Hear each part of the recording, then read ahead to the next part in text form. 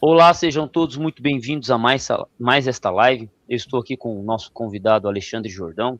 Ele é psicoterapeuta. Ele tem duas músicas que eu preciso cantar aqui para ele, né? Sobre psicoterapia, né? Sobre terapia, essas coisas. Que eu passo longe de psicólogo, terapeuta, seja lá o que for, né? Então não é à toa que eu estou fazendo uma live ao vivo aqui para não correr o risco de eu ser internado. Então, por favor, já cheguem. Quem for chegar na live já se inscreve. Vamos bater os 8.000, 9.000 inscritos agora. Então já compartilha a live, já compartilha os temas. E nós vamos falar exatamente sobre isso. Conhece a ti mesmo antes de dar qualquer passo. Um bate-papo sobre maturidade emocional. Mas, antes dele falar qualquer coisa, porque vocês sabem que eu falo demais, nós vamos começar com uma musiquinha bem máscula, uma musiquinha bem sobre você saber as coisas, que é aquela música do NX Zero. Entre razões e emoções, a saída é fazer valer a pena. Se não agora, depois não importa. Por você posso esperar. Ó, tô até parando. Se o meu eu de uns 20 anos atrás me visse, ele ia me dar umas pancadas. Alexandre, por favor, cara, fala pra nós aí, por que você decidiu virar isso aí, esse negócio de psicoterapeuta, gostar de internar os outros? Qual que é a área exatamente que você gosta de trabalhar? E vamos desenrolar esse bate-papo. Pois, primeiramente, boa noite, professor, boa noite a todos os inscritos do canal. Fiquei muito feliz com esse convite do professor para fazer essa live hoje, né? Porque neste canal aqui, o professor sempre traz temas que são muito interessantes, a abordagem que ele traz aqui, bem autêntica e honesta, acabou me atraindo muito, né? Então, foi uma oportunidade muito boa a gente estar conversando agora. E, pois então, né, eu sei desse sua resistência, né, com essa prática aí da terapia, o seu pé atrás com os psicólogos e psiquiatras e terapeutas, mas eu tô aqui para limpar um pouco a nossa barra, sabe? O que eu queria trazer, né, de mensagem aqui para a gente envolve exatamente isso, né? O que me trouxe para essa profissão foi realmente um encontro da minha vocação, sabe? Eu assisti ao seu vídeo que fala sobre por que o senhor não estuda para concursos públicos, e o senhor pontuou muito bem que reconhecer a sua vocação acaba levando você a trilhar um caminho que é mais autêntico, é um caminho mais verdadeiro e mais feliz no final das contas, E né? Mesmo livre. que você passe por alguns aperreios materiais, financeiros, mas você está fazendo aquilo que preenche a sua vida de sentido. Então foi justamente isso que me trouxe para essa profissão, né? Eu, em primeiro lugar, eu tive contato com a obra do professor Olavo de Carvalho, né? Eu assistia muito aos vídeos dele, pois é, eu assistia muito aos vídeos dele no YouTube, e ele falava de um negócio que me chamava a atenção, chamado vocação intelectual. E aí aquele termo ficou na minha cabeça, e eu pensava assim, poxa, será que eu tenho isso, esse negócio de vocação intelectual? E me assustava um pouco perceber a cultura que ele tinha, né? O tanto de livros que ele leu, ele citava autores dos mais diversos possíveis, e isso me causava um certo medo de tipo, poxa, eu vou ter que estudar tudo isso para ser um intelectual, entende?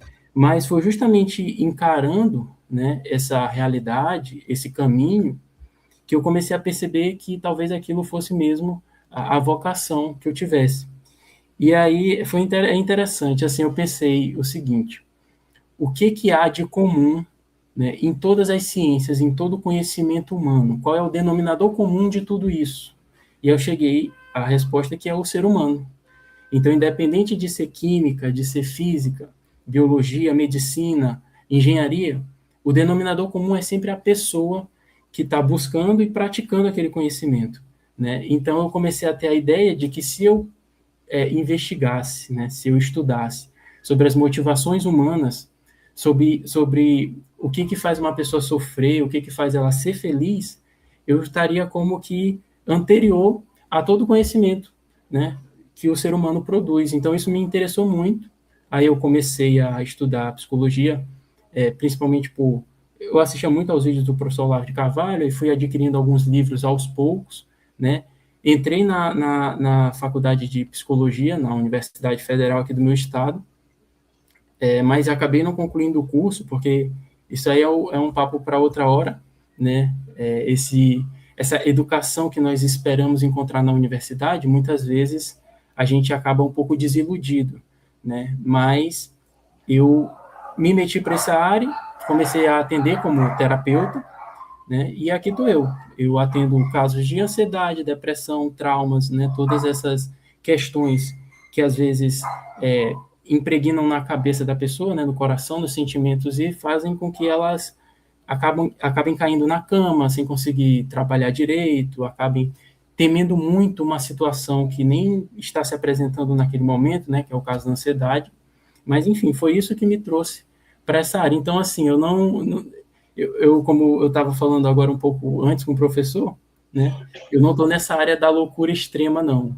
Mas eu gosto de trabalhar mais com aquele ponto em que a pessoa ainda tem um pouco de percepção, né? De noção da realidade, mas começa a se distanciar, né? Que é realmente o que causam todos esses transtornos de ansiedade, depressão, traumas, toque, enfim.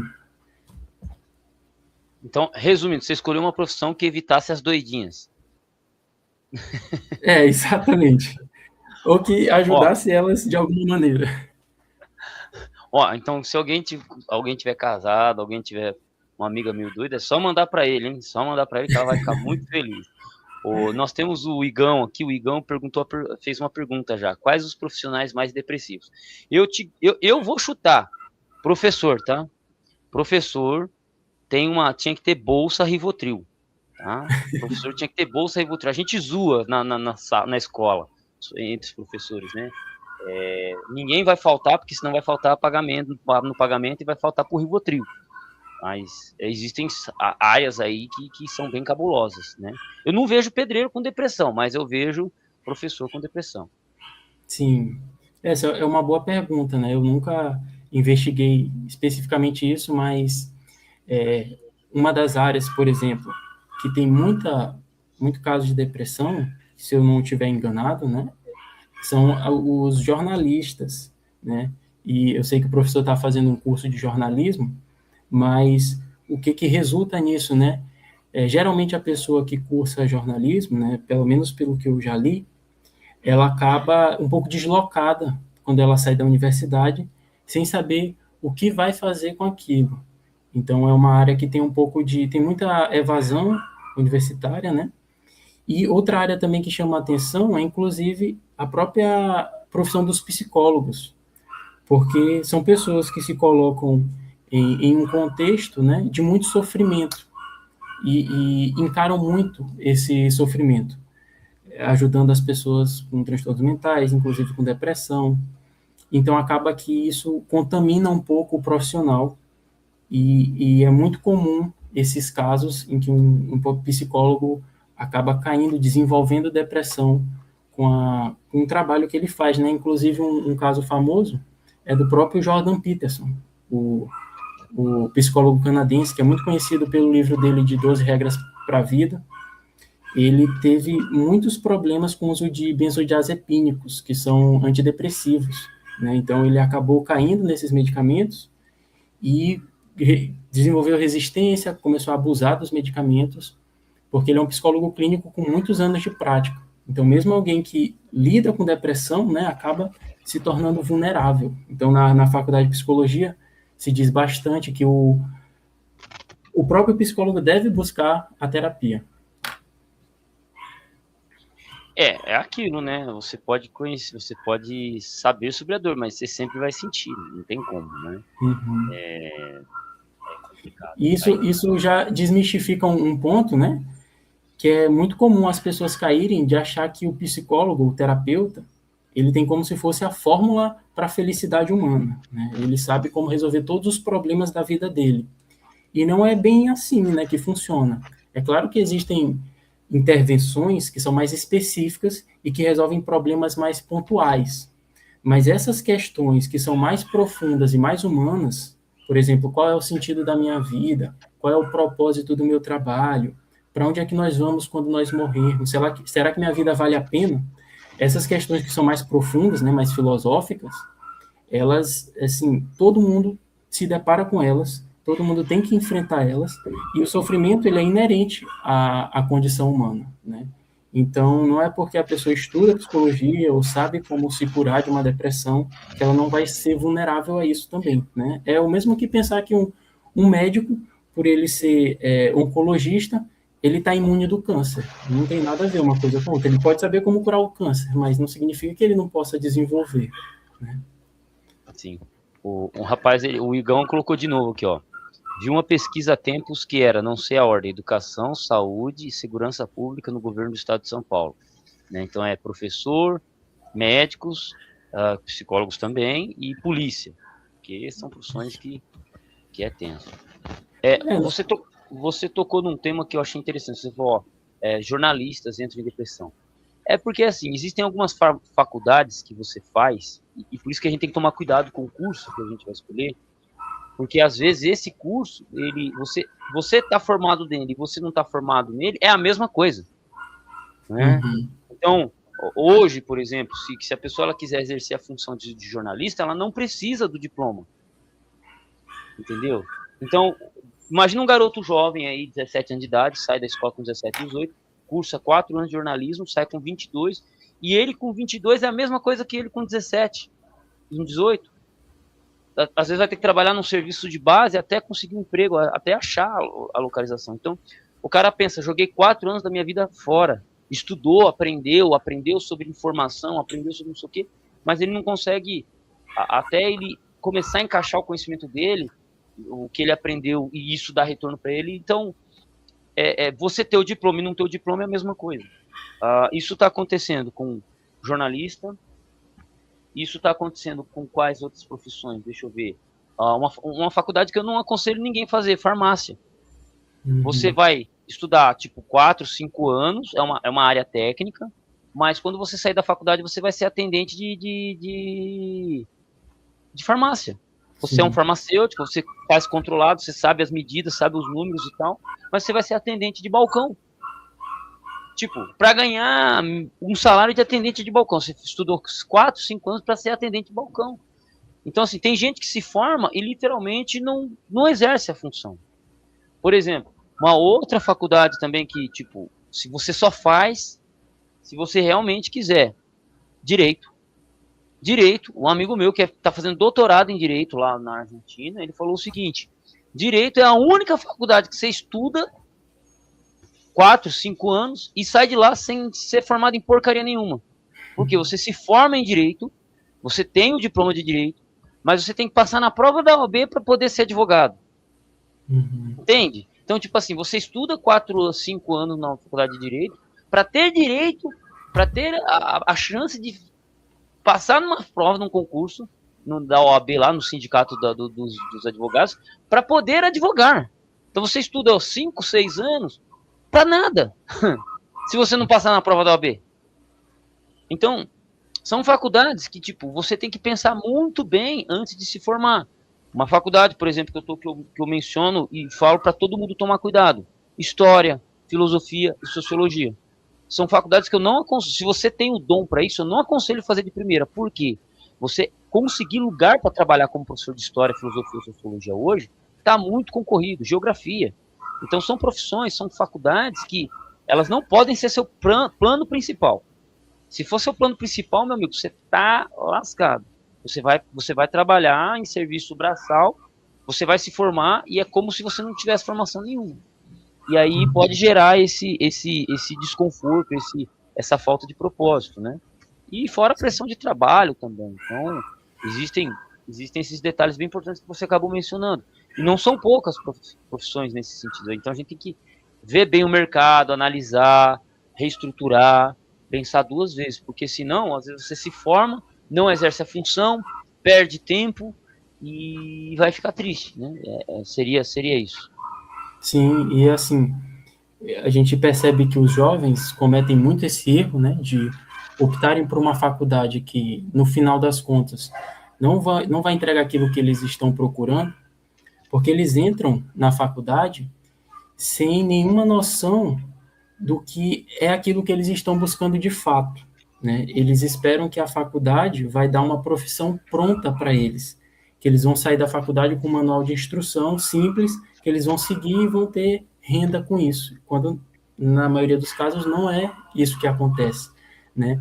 Então, é realmente um problema complicado de resolver, porque, assim, a pessoa entra na faculdade, ela não sabe como é a experiência prática daquela profissão, né? Ela pode ter uma certa noção, uma certa perspectiva, mas muitos jovens entram assim, poxa, eu não sei, eu vou entrar, eu vou ver qual é que é, né? E fica no curso até o final, e quando chega no final, pensa assim, poxa, mas para que eu procurei tanto tempo esse diploma aqui, né? Então, daí que eu vejo como é importante, inclusive isso era algo que eu gostaria de conversar com o senhor, né, saber a sua opinião, de saber, em primeiro lugar, qual é a sua vocação, né? De fato, em algumas vezes, para algumas pessoas, essa é uma pergunta muito difícil de responder cedo, né? Mas muitos jovens conseguem ter uma noção da sua vocação antes de entrar na faculdade, antes de decidir o que quer fazer da vida, né? Porque, assim, vamos imaginar uma pessoa que não é vocacionada, né? Vamos imaginar uma pessoa que não tem a menor noção daquilo que ela gostaria de fazer para a vida dela, daquilo que dá sentido para a vida dela. Então, a única coisa que ela precisa é chegando na vida adulta, né? É de um trabalho, de uma profissão, algo que dê dinheiro para ela. Então, se é assim, ela poderia escolher qualquer coisa, né? Qualquer coisa bastaria para ela poder se sustentar, né? Só que as pessoas, os jovens, né, entram na faculdade achando que é a faculdade que irá entregar essa vocação para a pessoa, que ela vai sair do curso vocacionada, né? Vai sair do curso com uma habilidade, com uma competência naquela profissão e com aquele propósito de, pô, é realmente isso que eu quero fazer para o resto da minha vida. E, na minha visão, né, isso é uma imprudência. A pessoa não pensa antes, não ponderar antes se realmente aquilo está alinhado com a vocação dela ou não, né? E se ela não tem essa clareza da vocação dela, então perceber assim, tá, beleza, se eu não tenho vocação, então qual é o caminho aqui que é mais conveniente, qual é o caminho aqui que vai me dar um dinheiro mais garantido, se realmente a única coisa que eu preciso é de uma profissão, de um trabalho para me sustentar, então as alternativas, né, as opções ficam mais claras, se a pessoa sabe que é isso que está motivando ela a ir para a faculdade. Então, eu gostaria de saber do senhor, como é que o senhor vê isso na sua sala de aula, né? Os alunos, os jovens que o senhor ensina, se eles têm alguma clareza sobre isso. Porque é muito mais importante se perguntar, né, investigar, tentar descobrir qual é a sua vocação do que qual é o curso que você vai fazer na faculdade. Porque essa é a pergunta que jogam para nós quando nós estamos no ensino médio, né? Qual é o curso de faculdade que você vai querer fazer? Mas ninguém pergunta assim, qual é a sua vocação? O que é que você realmente se sente bem e sente que deve entregar para a sociedade? Cara, é assim, o Jordão, eu tento acordá-los para a realidade. Muitos jovens, e em todas as salas, tudo que é normal do jovem. O jovem, nós temos que entender que ele foi condicionado a estar na escola desde os 4 anos de idade, né? Foi lá pro prezinho, né? Que tinha lá várias criancinhas que só ficavam brincando, depois teve a primeira série, aí foi da primeira, segunda, terceira, quarta, quinta, aí depois sexto, sétimo, oitavo, nono, aí entraram no ensino médio. Então, muitos jovens, eles cresceram nesse ambiente escolar protegido. Uhum. Entendeu? Então, eles chegam, tem comida em casa, tem comida na escola, né? Aí, às vezes, alguns fazem algum trabalho aqui e ali, já ganham dinheirinho, já passa o dinheirinho da semana para comprar as coisas, e eles acreditam, ou muitos deles acreditam que, assim, a vida é isso. Só que eles não se prepararam para o pós isso, que é quando sair da escola, o que eu vou fazer. Então, muitos deles, literalmente, nem sabem o que vão fazer quando sair da escola. Entende?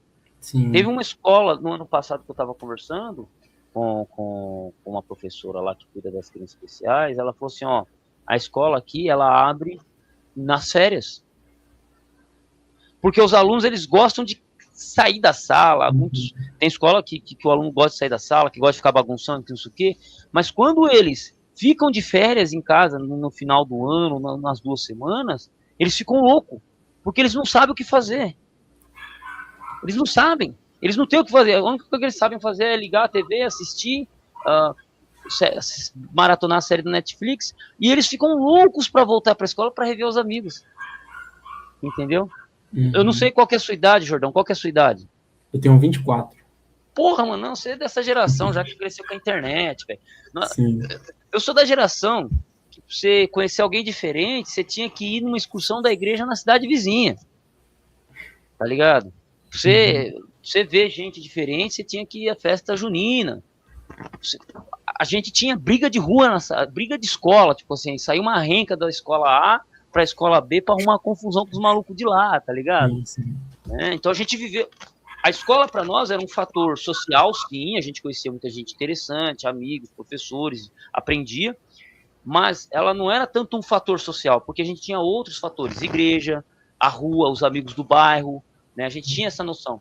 A geração de hoje não. Você já é dessa geração que cresceu no contexto de internet. Então, com o aumento da internet a partir de 2014, metade da população brasileira tendo acesso à internet, vocês cresceram numa bolha de internet. Entende? E a vida social de vocês é a internet. A minha vida social é a internet. Existe a minha vida social na internet e existe a minha vida profissional. Eu tenho duas vidas. Mas hoje eu olho que muitas pessoas só têm a vida do computador, da rede social. E isso você pode falar sobre esses danos. E os jovens, eles sofrem com isso. Então, eles crescem. Por que eu estou dando essa volta toda? Eles crescem nesse contexto de proteção. Eles acham que, alguns ainda acham que os muros são para impedir eles de sair da escola. Não, os muros é para proteger eles do mundo. E aí, o que acontece? Eles não têm essa noção. Alguns já aceitaram, eu vou trabalhar no serviço de base, já tenho alunos que trabalham em oficina mecânica, que já trabalham atendendo, alunos que estão tentando entrar no mercado de trabalho, em lojinhas de venda do próprio bairro e tal. Raros alunos que sabem o que querem fazer. Eu tenho poucos alunos que, tipo assim, eu quero ser advogado, eu quero ser médico, eu quero ser engenheiro. Eu tenho poucos.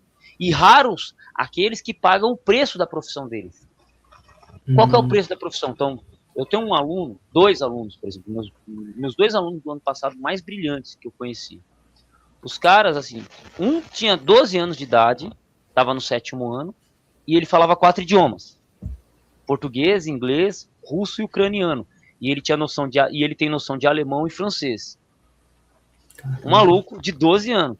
E assim, tipo, eu zoo com ele, eu chamo ele de burrinho. Tipo, a nota dele em prova paulista, em provas externas do governo, é só 95, 100. A nota baixa dele é 9. Ligado? Então, o cara, pra você ter noção, e ele sonha em ser engenheiro astronáutica, sabe? Assim, de construir foguete, essas bagaças tudo. Então, ele sonha em ser engenheiro e ele paga o preço. Ele estuda, entendeu? Então, ele tem essa maturidade. O outro aluno, ele também quer a mesma profissão, foi um aluno meu de 8º ano de outra escola. Ele domina o inglês e o alemão e ele estuda matemática por conta. Assim, a família dele já é uma família estruturada também, né? O pai é mecânico, não sei no que a mãe dele trabalha, mas assim, é o cara que paga o preço dos estudos, né? Então, tipo, do ano passado, só 2 alunos pagam o preço, sabem a profissão que querem fazer e pagam o preço da profissão, que já é se preparar para aprender. Porque uma coisa é o cara falar assim, eu quero ser advogado. Aí eu pergunto, o que você já leu sobre direito? O que você está pensando? O que você precisa saber para exercer sua função? Né? Porque, não sei você, eu já sabia que para ser professor eu tinha que estudar. Para ser professor de história eu tinha que estudar história, eu tinha que ler livros. Então eu já sabia disso. Então eu entrei na faculdade e na verdade eu já exercia isso antes de entrar na faculdade. Eu já sabia o que eu tinha que fazer. Mas a molecada, eles acham assim, vou começar a aprender na profissão lá, igual você mencionou. Só que não, a gente tem que se preparar antes. Eu quero ser nutricionista, tenho que estudar sobre nutrição. Sim. Vou estudar academia, tipo, como é que muitos vão fazer educação física? Os caras começam a levantar, puxar uns ferros e vão para academia, para faculdade de educação física. Tem que ser assim. Primeiro você começa a estudar a profissão para ver se é o que você quer e depois você segue em frente. Então, em geral, os meus jovens, eles vivem num mundo de ilusão. Muitos ainda estão no mundo de ilusão, que vão sair da escola, vão continuar sendo bancado, ou eles não pararam para refletir, tipo, depois que acabar a escola, acabou os amigos. É outro ritmo social. Muitos não estão nem preparados. Alguns já estão se preparando para o trabalho, para o emprego e tal, mas a grande maioria não sabe o que é. É a massa. É a massa. É como dizia o Racionais no Nego Drama, a multidão é um monstro sem rosto e coração. A multidão não sabe o que é. A multidão não sabe o que é. Entende? É isso. Não sei se eu respondi Isso sua que o pergunta. senhor falou Não, respondeu sim. E isso que o senhor falou é muito interessante, sim, é um ponto muito que vale a ser ressaltado, que inclusive é um ponto que eu levo muito para as terapias, que o senhor quer dizer que os alunos, eles são submetidos a uma vida artificial. Então, eles têm uma rotina que é imposta a eles, né? Eles têm uma série de tarefas que eles são obrigados a fazer, independente deles quererem ou não, né? Sem outras alternativas. E isso é uma espécie de, digamos assim, é uma redução da vida, né? E um ponto que eu levo sempre para minha terapia é a necessidade de enriquecimento da vida da pessoa, né? Por exemplo, vou dar um exemplo fora do tema, né? Dependência emocional. Quando ocorre a dependência emocional, a pessoa dependente, o que ela faz? Ela torna o relacionamento dela como se fosse o centro da vida dela, como se fosse a coisa mais importante e como se não houvesse nada para além daquilo. Então ela dá uma importância exagerada para uma coisa que deveria ser, né, apenas um aspecto da vida dela. Porque além do relacionamento, né, do seu namoro, do seu casamento, você tem o seu trabalho, você tem os seus estudos, você tem os seus hobbies, né, que é outra coisa muito importante, a pessoa ter uma atividade de lazer que ela sinta prazer, que ela faça não para ganhar dinheiro ou não para se exibir, mas simplesmente porque ela gosta de fazer aquilo, né? Então, é muito importante para a preservação da saúde mental a pessoa enriquecer a sua vida, né? Assim, uma pessoa ter amigos, né? Ter um trabalho, ter um tema de estudo que ele gosta, que estuda não por obrigação, não para passar na faculdade, nas cadeiras, mas porque ele gosta de estudar aquilo, ter um hobby, né? Uma atividade física, musculação, calistenia. Hoje em dia, o que não falta é acessibilidade, né? Para esse tipo de coisa. Então, lutar um jiu-jitsu, lutar um boxe, fazer alguma coisa assim, porque é isso que vai ampliar, né, o horizonte de consciência da pessoa para ela perceber no que ela é boa ou não de fazer, no que ela gosta ou não de fazer, entendeu? Isso me lembrou um episódio, um capítulo da minha vida, né, no ensino médio, inclusive, que eu não conhecia química antes do ensino médio, né? Química começa no primeiro ano. E aí, no segundo ano, quando mudou um professor, o assunto começou a ficar mais pesado, começou a ser química orgânica. E aí todos os alunos da sala tinham uma dificuldade tremenda, começaram a tirar 4, 3, 6, a nota mais alta era 6. E eu fui a única exceção que gostei daquilo, comecei a estudar, tipo assim, entender tudo aquilo que o professor estava dizendo, e me destaquei, né? E aí os meus amigos mais próximos, né, que eu era meio assim, eu era meio da turma do fundão, mas eu também gostava de estudar. Então, Nós. Por isso que somos amigos. Pois é, olha aí. Então, assim, aí esses meus colegas do fundão vieram, Alexandre, pelo amor de Deus, me ajuda, senão eu vou reprovar e tal. E aí eu me meti para dar aula para eles. Aula, assim, fiz uns grupos de estudo, né, e ensinava eles, para eles conseguirem tirar a nota mais alta. E eu me reconheci naquilo, eu percebi assim, caramba, eu sou bom em estudar uma parada, entender e explicar, né? Isso foi outro ponto que reforçou aquela minha ideia que eu poderia ter uma vocação intelectual. Então eu percebi, poxa, peraí, então realmente eu consigo fazer essa parada aqui de aprender um conteúdo e transmitir esse conteúdo. E aí foi quando começou a surgir essa questão, né, do que eu vou estudar, em quais dessas ciências todas eu vou investir os meus esforços, que aí foi quando eu escolhi a psicologia.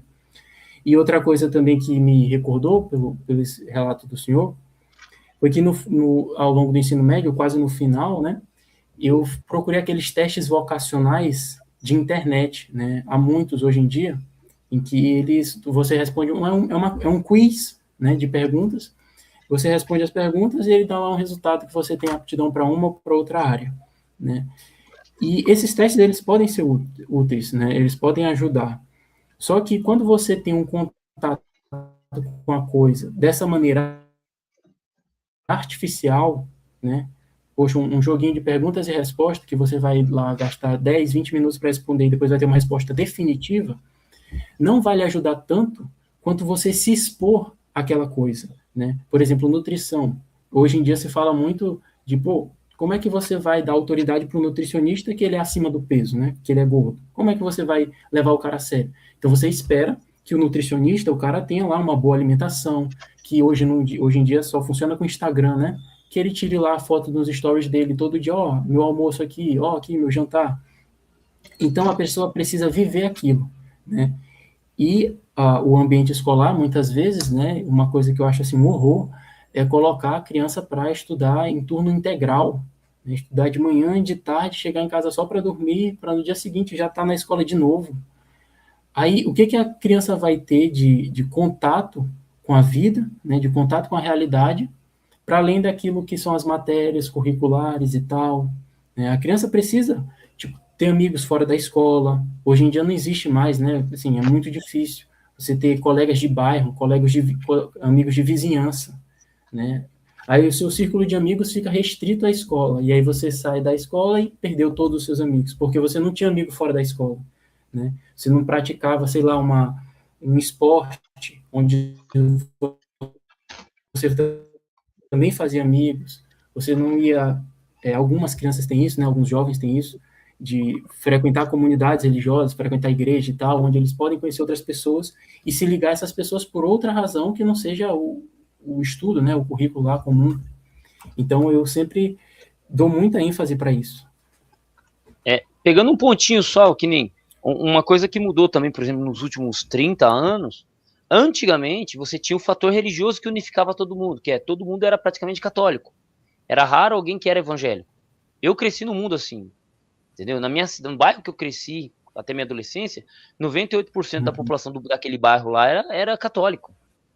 Então, chegava no fim no domingo, na quarta-feira, todo mundo se reunia, praticamente, do bairro. Nas cidades também era a mesma coisa. Hoje, 30 anos depois, é muito fragmentado. Então, mesmo que a pessoa frequente uma comunidade religiosa, essa comunidade religiosa ela também já é fragmentada. Você tem o católico, que é a grande maioria, mas você tem o evangélico, você tem o evangélico A, o B, o C, o D. O cara, às vezes, ele é evangélico, mas é de uma igreja pequena, às vezes o cara é de não sei o quê. Então, assim, mesmo até no meio religioso já está fragmentado, né? Então, só ressaltar o que você está dizendo aí, que é bem interessante, pô. Né? E assim, a tela, né, como o senhor mencionou, a pessoa que só vive no digital, né, ela acaba caindo nesse fenômeno das bolhas, né? Ela restringe todo o campo de interesse ou todo o campo de interação dela a uma parcela muito pequena da realidade, né? Inclusive o conteúdo Red Pill, né, que tem sido tema do seu canal nos últimos vídeos, acaba gerando esse fenômeno também, né? A pessoa acaba se ligando a isso e é uma coisa assim, impressionante como o algoritmo entrega para a pessoa muito rápido aquilo que ela está procurando. Parece que hoje em dia você tem um pensamento, o YouTube já sabe que vídeo você quer assistir, né? Então a pessoa acaba entrando dentro desse meio e restringindo toda a percepção da realidade dela a uma parcela muito pequena da realidade, né? E por isso que eu penso assim, poxa, pega um cara desse, né, que acha que os relacionamentos estão destruídos, que ele nunca vai arranjar uma mulher para casar e tudo mais, coloca ele para praticar, sei lá, um vôlei, um esporte. Ele vai perceber que existem pessoas que jogam vôlei, existem mulheres que jogam vôlei, e quem sabe ele conhece uma garota que ele acha legal e começa a namorar, né? Tipo uma mãe solteira com os 3 filhos, uma de cada pai, ele vai achar um monte. A parte, essa dificuldade, né? Ou uma borderline que você já deve ter tratado, né? Então... Isso é difícil. Pior quando o homem, como o senhor havia mencionado, né? O homem que ele se coloca na posição de cavaleiro branco, né? Aí ele encontra uma garota cheia de problemas mentais e pensa que ele que vai salvar ela. Nossa, não existe decisão pior, né? Porque, poxa, tu já tem as suas demandas, né? Tem as suas questões emocionais, e aí se colocar como alguém que vai salvar alguém que está com um problema emocional gigantesco, é um tiro no pé, sabe? Mas, enfim, eu percebo isso porque eu já caí nessa posição, sabe? Todo mundo já caiu nessa posição. Todo homem Sim. vivido já em um maior grau ou menor grau, ou quase entrou nesse buraco, ou já meteu o pé nesse buraco já, ou já se afundou. Fica tranquilo. Pois é, então assim, eu vejo que falta um pouco de coragem para sair de dentro de casa, sabe? Largar um pouco o celular e fazer outras coisas da vida, entendeu? E essa questão da educação eu acho fundamental, porque é pela educação que você consegue ampliar mais os seus horizontes, né? Mas eu não abro mão desse contato mesmo com a vida real, de fazer hobbies, fazer esportes, né? Nós temos um grupo lá, Pesos e Livros. Eu achei interessante que, assim, são duas... Fica quieto. É grupo secreto, cara. É grupo secreto, tá? Eu cheguei agora, né? A regra número um do Caguetou, clube mano, da luta. caguetou nós, caguetou o Silvio. Eu vou ter que abrir outro grupo secreto agora, velho, pro pessoal participar, velho. Você é louco. Vai lá, continua, brincadeira. Um salve aí pra galera do Pesos e Livros. Pois então, é isso. Então, acho que, assim, a pessoa precisa se colocar, né? Pisar no chão mesmo, sair de casa.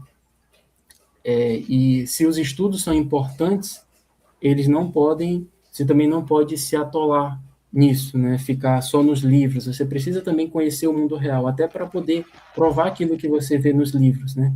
Provar com a sua própria experiência, com seus próprios olhos, ver as coisas do mundo real e não ficar alienado. É, o que a gente. O problema das bolhas. Antigamente as bolhas até os anos 90, um pouco dos anos 2000, pelo menos dos anos 2000 foi o crime organizado, mas as bolhas dos anos 90 era você entrar pra uma gangue. Velho, se você bater o papo com o teu avô, pode ser de cidade pequena, cidade grande. Cara, o que a gente fazia de final de semana era arrumar um grupo de amigos para, sei lá, arrumar confusão com alguém. Então você tinha punk, você tinha skinhead, você tinha gótico, você tinha os forrozão risca-faca. Você já ouviu falar do forró risca-faca ou não? Pior que não. Aqui em São Paulo tem muito. O que é o forró risca-faca? Aquele forró que só toca música de nordestina e o pessoal vai lá para dançar e tal. Então sempre tem uns que fica bêbado, anda com uma faca desse tamanho, uma peixeirona desse tamanho, e os caras Sim. fica brigando. É o chamado risca-faca.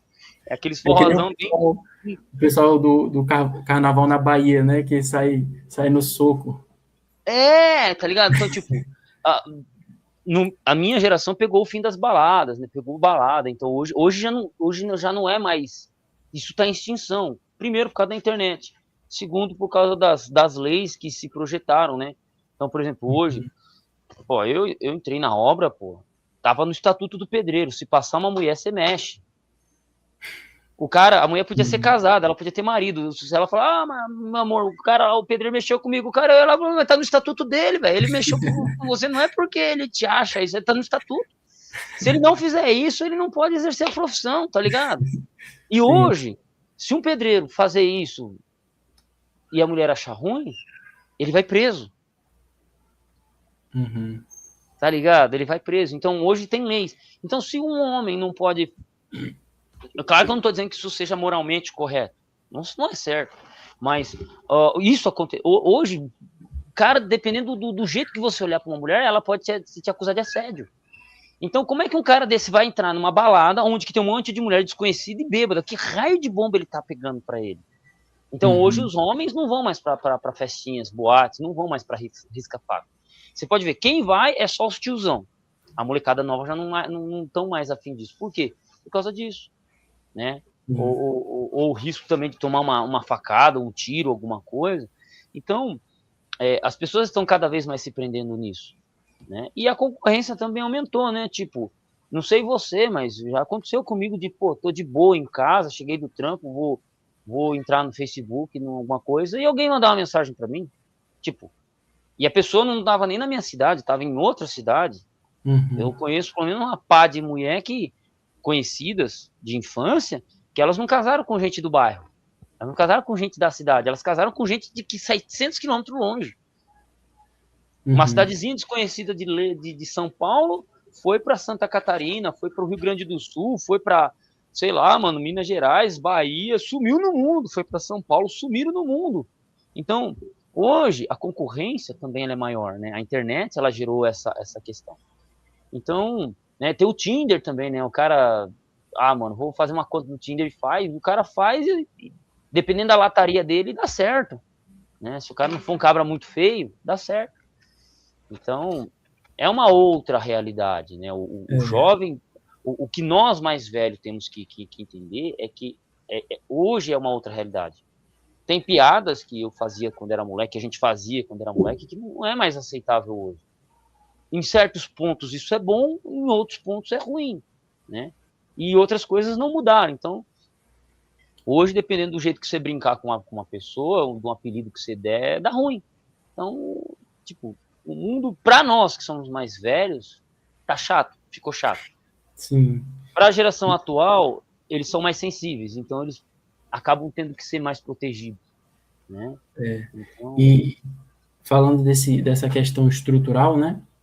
Uma coisa que eu tenho notado, assim, eu sou da luta, né? Eu gosto de praticar luta, já pratiquei Muay Thai, boxe, MMA, e abriu aqui recentemente uma academia, né? Só para contextualizar, essa lei da misoginia, né? Que tem apavorado um pouco esse pessoal todo, né? Porque realmente é uma coisa que vai causar uma ruptura gigantesca na comunicação entre homens e mulheres, né? E aí abriu aqui perto de casa uma academia de MMA e eles têm uma turma exclusiva para mulheres, né? Aí eu fiquei pensando assim, poxa, e se fizessem uma turma exclusiva para homens, né? E uma mulher quisesse entrar? Pois é. Será que seria crime, então? Porque pode exclusivo para mulheres e a gente não encontra exclusivo para homens. Outro problema, né, que a gente vê, a gente não encontra mais esses ambientes em que você pode ter contato com homens que estão lá para competir, para fazer, assim, grosseiros mesmo, sabe? Que você pode treinar, desenvolver melhor a sua masculinidade. Então, a academia, né, a academia de musculação é outro exemplo, né? O que antes poderia ser um ambiente em que você poderia sair de casa e tal para conversar e quem sabe encontrar uma mulher, né, trocar, paquerar e tal, hoje em dia isso não existe mais, né? E quem que sai prejudicado nesse contexto? Ambos, né? Porque aí as mulheres ficam dizendo, os homens não chegam mais e tudo mais. Só que como é que eles vão fazer isso? E os homens ficam pensando assim, rapaz, eu não vou me meter numa dessa, né? Eu não vou arriscar. Então, acaba que essa questão estrutural polui, né? Degrada todos os contextos que poderiam ser frutíferos, sabe? Frutíferos para as relações humanas. Então, realmente é uma coisa que hoje em dia a gente vê que acaba causando muita desesperança, sabe? Desiludindo muito, né? Sem falar essa questão que o senhor mencionou. Achar uma mulher que não seja mãe solteira de 3 filhos hoje em dia é difícil, entendeu? Ou então, se ela não for mãe solteira de 3 filhos, ela tem borderline. Então, tá difícil. Não, e assim, o problema não é nem a mulher ser mãe solteira. Antigamente, cara, você encontra uns malucos corajosos que assume mulher com 4 filhos. Não, existe esse tipo de homem. O homem não tem medo de mãe solteira. Agora, o homem, ele tem medo do seguinte, e principalmente a geração atual, eles estão mais ligeiros com isso porque eles têm mais acesso à informação. E alguns mais vigidos. Por exemplo, se criou uma lei chamada pensão socioafetiva. E isso é que está dificultando a vida das mulheres. Por quê? A mulher, ela entrava na vida de um cara, claro que é o que o cara vai saber, opa, ela tem um filho, tem 2 filhos, o cara ele já se prepara mentalmente, ele faz esse cálculo, vale a pena ou não vale?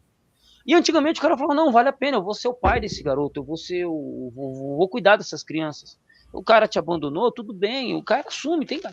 Eu falo isso porque o meu pai, ele tinha 4 filhos com a minha mãe, teve 4 filhos com a minha mãe, eu sou o 4º filho do mesmo pai e da mesma mãe. Ele separou da minha mãe, arrumou uma mulher que já tinha filho de outro casamento e fez uns 3 filhos, né? Umas 3 filhas. Então, tipo, o cara ele já tinha a carga dele e ainda juntou com a carga dela. Esse foi meu pai, cachaceiro, né? Fez isso. Minha mãe arrumou um pernambucano que o cara tava disposto a assumir meus 3 irmãos mais velhos. É que minha mãe não quis, né? Então minha mãe só acabou levando eu pro Pernambuco e tal. Então, tipo, Existem esses tipos de homens. Os homens, eles não têm medo de mãe solteira. Se você acha que homem tem medo de mãe solteira, homem não tem. Homem não tem. Só que homem tem medo das leis que fizeram. A pensão socioafetiva que eu mencionei. O que ela é? Vamos supor você, Alexandre Jordão, você tem 24 anos de idade. Eu não sei se você é casado, se você tem filho, eu não sei. Estamos começando a conversar agora. Mas vamos considerar que você seja solteiro, livre, leve, solto, ganhando 8 mil reais por mês. Aí você vai lá num forrozão, não sei, eu acho que você mora no norte. Aí você chega lá num forrozão, aqueles fim de bairro, aquele forrozão risca-faca, e conhece lá uma 26 anos de idade, uma mulher bonita, que tenha um filho. Você se relaciona com ela 6 meses. Só que por questões de pessoalidade, de abordagem, rotina de vida, de propósito, não bateu. Não bateu. Rolou o clima químico, mas não rolou o clima de construir família. E você decide seguir seu rumo para frente. Você com seus 24 anos de idade, ela talvez com seus 26, o rumo dela. Só que aí ela decide entrar na justiça que você vai pagar pensão pro filho dela. Porque você, nesses 6 meses, criou vínculo com ele. Ou você trouxe ela para morar dentro de casa e criou vínculo com ele. Ou ela te levou para morar na casa dela, sei lá, criou vínculo. E você vai pagar uma pensão de um filho que não é seu. Sim. Né? Então, o que acontece? Não é que o homem tem medo do relacionamento, de se relacionar com uma mãe solteira, mas o homem tá compensando menos para ele, juridicamente. Né? Tá compensando menos. Então, o homem ele faz o cálculo, opa, peraí, se eu entrar nessa, com essa mulher aqui, eu não sei se vai durar. A possibilidade de não durar é muito grande. E aí? Aí eu vou ter que ficar pagando pensão para um filho que não é meu? Se fosse meu filho de sangue, até pago, mas para um filho que não é meu? Fora que inventaram essa lei que se a mulher ela pode chegar na polícia e dizer que você agrediu ela e entra com um mandato de... Qual que é o nome? De proteção? Alienação parental? Não. Medida protetiva? Medida protetiva? Tipo assim, você, Alexandre, seus 24 anos de idade, arrumou uma morena, linda, coisa linda de se ver, olhos castanhos, cabelos encaracolados, aquela mulher, a morena dos seus sonhos, ou do meu, não sei, a morena dos seus sonhos, aí fica a teu critério. Aí você leva ela para dentro de casa. 4 meses depois, ela fala que você bateu nela, ou vocês brigaram por algum motivo. Ela entra com medida protetiva. Você não pode entrar na sua casa pegar seus documentos, velho. Você tá entendendo? Você não pode entrar na sua casa, você não pode entrar na sua casa pegar os seus documentos, por quê? Medida protetiva. Entende? Então, o cara, quando ele entra num relacionamento hoje, conhecendo que se conhece, ele calcula, ele pesa. Ele tá pesando. E fora, você pega a geração... A gente não é burro. Não sei na sua época, mas na minha época, 3, 4 caras pegavam todas as meninas da escola. Fato. Aí o cara, ele chega, ele fala, pô, mas quando a mulher tá olhando pra ele, ele fala assim, é só isso que sobrou pra mim? Então, não é nenhuma questão de red pill, discussão masculinista, é questão de lógica. Uma mulher, uma moça jovem com 22 anos de idade, ela não vai querer casar com um cara de 35 anos de idade que tem 4 filhos, de 3 mães diferentes. Ela vai pesar, ela fala, opa, é mais trabalho para mim. Eu vou ter mais trabalho. Então ela calcula, ela fala, eu não entro nessa barca furada. A mulher, ela chega e fala, opa, peraí, eu preciso de alguém para me apoiar, para me ajudar a construir, eu vou acabar tendo que cuidar dos filhos de outra mulher. Os filhos dele, e pode acontecer dele me abandonar, de me trair, de eu estar cuidando dos filhos dele, ele está saindo pros risca-faca que tem aí pela vida, e está me traindo, então não compensa. O risco não compensa, né? Então, para os dois lados está complicado, né? Mas pesou muito mais pro lado do homem, basicamente. Sim. Entendeu? Seria isso. E é complicado, porque isso afeta a nossa psicologia, né? A nossa mente, a maneira como nos relacionamos e nos enxergamos. Né? Com certeza. Só abrindo um parêntese aqui, o João Paulo, ele perguntou no chat aqui. Você pode fixar o comentário dele. Boa noite, por favor. Dá uma dica para quem fica constantemente com a mente sobrecarregada depois do trabalho. Meu trabalho exige muito da minha mente. Trabalho com TI. Inclusive, foi uma área que a gente esqueceu de lembrar, né, quando estávamos mencionando da depressão, mas o pessoal que trabalha com tecnologia tem uma incidência muito grande principalmente de depressão e outros transtornos mentais também. Então, a dica para você, meu amigo João Paulo, é simples. O que acontece é, como você trabalha com a sua mente, né, como você trabalha com a construção intelectual, a sua mente ela se desgasta, né, ela cansa. E como é que você recupera a energia, né? Como é que você recupera a bateria da sua mente? Quando você desliga a sua mente, entre aspas, e começa mais a receber do que emitir, né? É como se nós tivéssemos, digamos, duas condições básicas, né? A condição de emissor e a condição de receptor. Então, ou a sua mente ela está concentrada naquilo que você está emitindo, nos seus pensamentos, nas suas emoções, na sua fala, nas suas ações, ou então você está concentrado naquilo que você está recebendo, né? Naquilo que está acontecendo com você. Então, para você descansar a sua mente, o que você precisa fazer é virar a chave, né? Mudar o modo. Sair do modo emissor e entrar para o modo receptor. Como é que você faz isso? Né? Aquilo que nós já mencionamos aqui mais cedo, é você treinar o seu corpo, sabe? É o caminho mais excelente para você lidar com isso.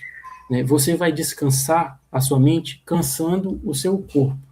Né? Então, um problema que o pessoal de TI tem muito, né, é um estereótipo, né? O cara de TI é aquele cara que trabalha só em casa, trabalha de madrugada, dorme de dia, acorda de noite, e não tem uma alimentação ruim em geral, né? E não tem práticas físicas. Então, o que seria mais recomendado para você é buscar essas práticas físicas. Então, buscar algum esporte, né? Ainda que seja um passeio no parque, uma caminhada ao ar livre, né? Você se colocar em contato com a natureza, receber a luz solar, sentir o ar fresco, né? De algum lugar com vegetação. Não sei se onde você mora você tem essa, essa alternativa, né? E cansar o seu corpo.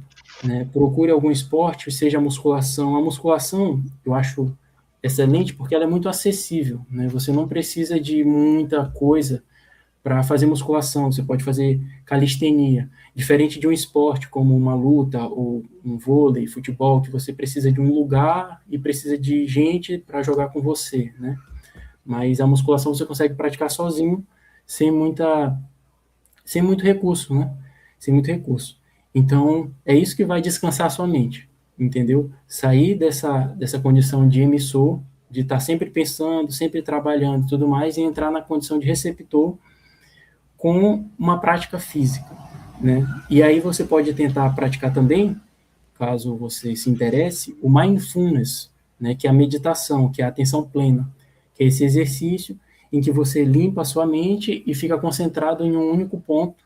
E isso aí é como se fosse um detox para a mente, né? Também é outra prática excelente para lidar com essa sobrecarga de trabalho, né? E, assim, vale lembrar que o burnout, né, que o pessoal fala bastante, nada mais é do que uma depressão causada pelo excesso de trabalho. Então, a pessoa que se coloca nessa condição, que ela extenuante, né, que ela trabalha mais do que o corpo dela aguenta por muito tempo, chega uma hora que é como se a brasa apagasse, né, a chama apagasse. E aí ela cai em depressão, sem propósito, sem vontade de levantar da cama, desiludida com o trabalho, quando na verdade isso é apenas fruto de uma sobrecarga que ela colocou, né, na sua mente por muito tempo em decorrência do trabalho. Então, para você se prevenir disso, basta essas atitudes que eu falei, né? Busque uma prática física, seja musculação, seja algum esporte, e contato com a natureza, né? E também, se você tiver esse interesse, praticar meditação também pode lhe ajudar bastante. O, o, o Gabriel Cardoso fez uma pergunta. Eu não sei se foi para mim ou para o senhor, professor. Deixa eu só colocar um ponto dentro do que você falou, que é interessante. É uma coisa muito importante que as pessoas se esquecem também. Descansar. Sim.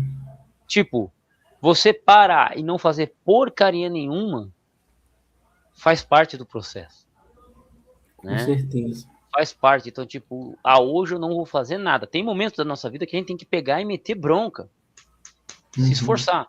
Mas tem hora que você simplesmente tem que olhar e falar assim, não vou fazer nada. Sei lá, deito no sofá, nada. Fazer nada, deitar na rede, ver o pôr do sol, sei lá, nada, nada, nada. fazer nada é importante, né? Porque as pessoas que estão em burnout, porque elas estão sempre nesse processo. E a internet, o computador, é uma desgraça, porque ele faz a mente sempre estar funcionando. Sim. Né? A gente está sempre funcionando, né? Eu, inclusive, por exemplo, quando eu trabalhava de pedreiro, tomava sol, ouvia música de corno o dia inteiro, xingava os outros, batia o martelo na mão, pegava saco de cimento, eu me cansava menos do que como professor. Sim. Por exemplo, eu saio, eu tenho horários diversificados para sair da sala de aula, mas eu chego em casa, eu tenho que literalmente almoçar e dormir, por exemplo, 40 minutos, porque senão eu não consigo fazer nada. Literalmente, eu não consigo fazer nada. Então eu simplesmente tenho que parar, descansar para depois voltar para fazer o que eu tenho que fazer, porque senão não vai. Então, o descanso ele é muito importante, né? Inclusive, tem o treino, a gente treina, mas a gente cresce quando descansa. Treinar Sim. é romper o músculo, descansar é fazer o músculo crescer. Então é isso. Pegar um dia para não fazer nada, ter um dia de rotina diferente, né? Inclusive, dentro do âmbito profissional, tem pessoas que fazem o quê? Trabalham o dia inteiro, a semana inteira, de segunda a sexta. Da sexta-noite, o que ela vai fazer? Em vez dela ir para casa descansar, não, ela vai para uma boate, vai para não sei o quê, fica acordada até mais tarde, dorme, acorda tipo 11 horas da manhã, come, aí não faz nada, aí depois quando dá a noite já vai para o negócio, aí fica a noite inteira acordada, aí dorme o domingo inteiro, aí dá tipo 10 horas da noite ela acorda, ela tenta dormir, vai dormir, acorda segunda-feira, vai para o trabalho, ela tá cansada. Aí você fala, mas por que ela tá cansada? Ela não tá cansada porque ela trabalha, é o ritmo de vida que tá assim. Se ela tivesse descansado sábado, domingo, sexta-feira à noite, ela estava descansada segunda-feira.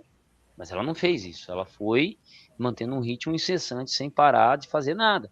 Né? Ela sem parar de fazer as coisas. Então, é perigoso isso aí. Às vezes, o ritmo de vida que a gente está seguindo ele é extremamente danoso para nós. E às vezes ele é necessário. Trabalhar muito é necessário, às vezes. Mas parar também é necessário. Porque a gente não pode parar muito. Mas parar Sim. é necessário. Né?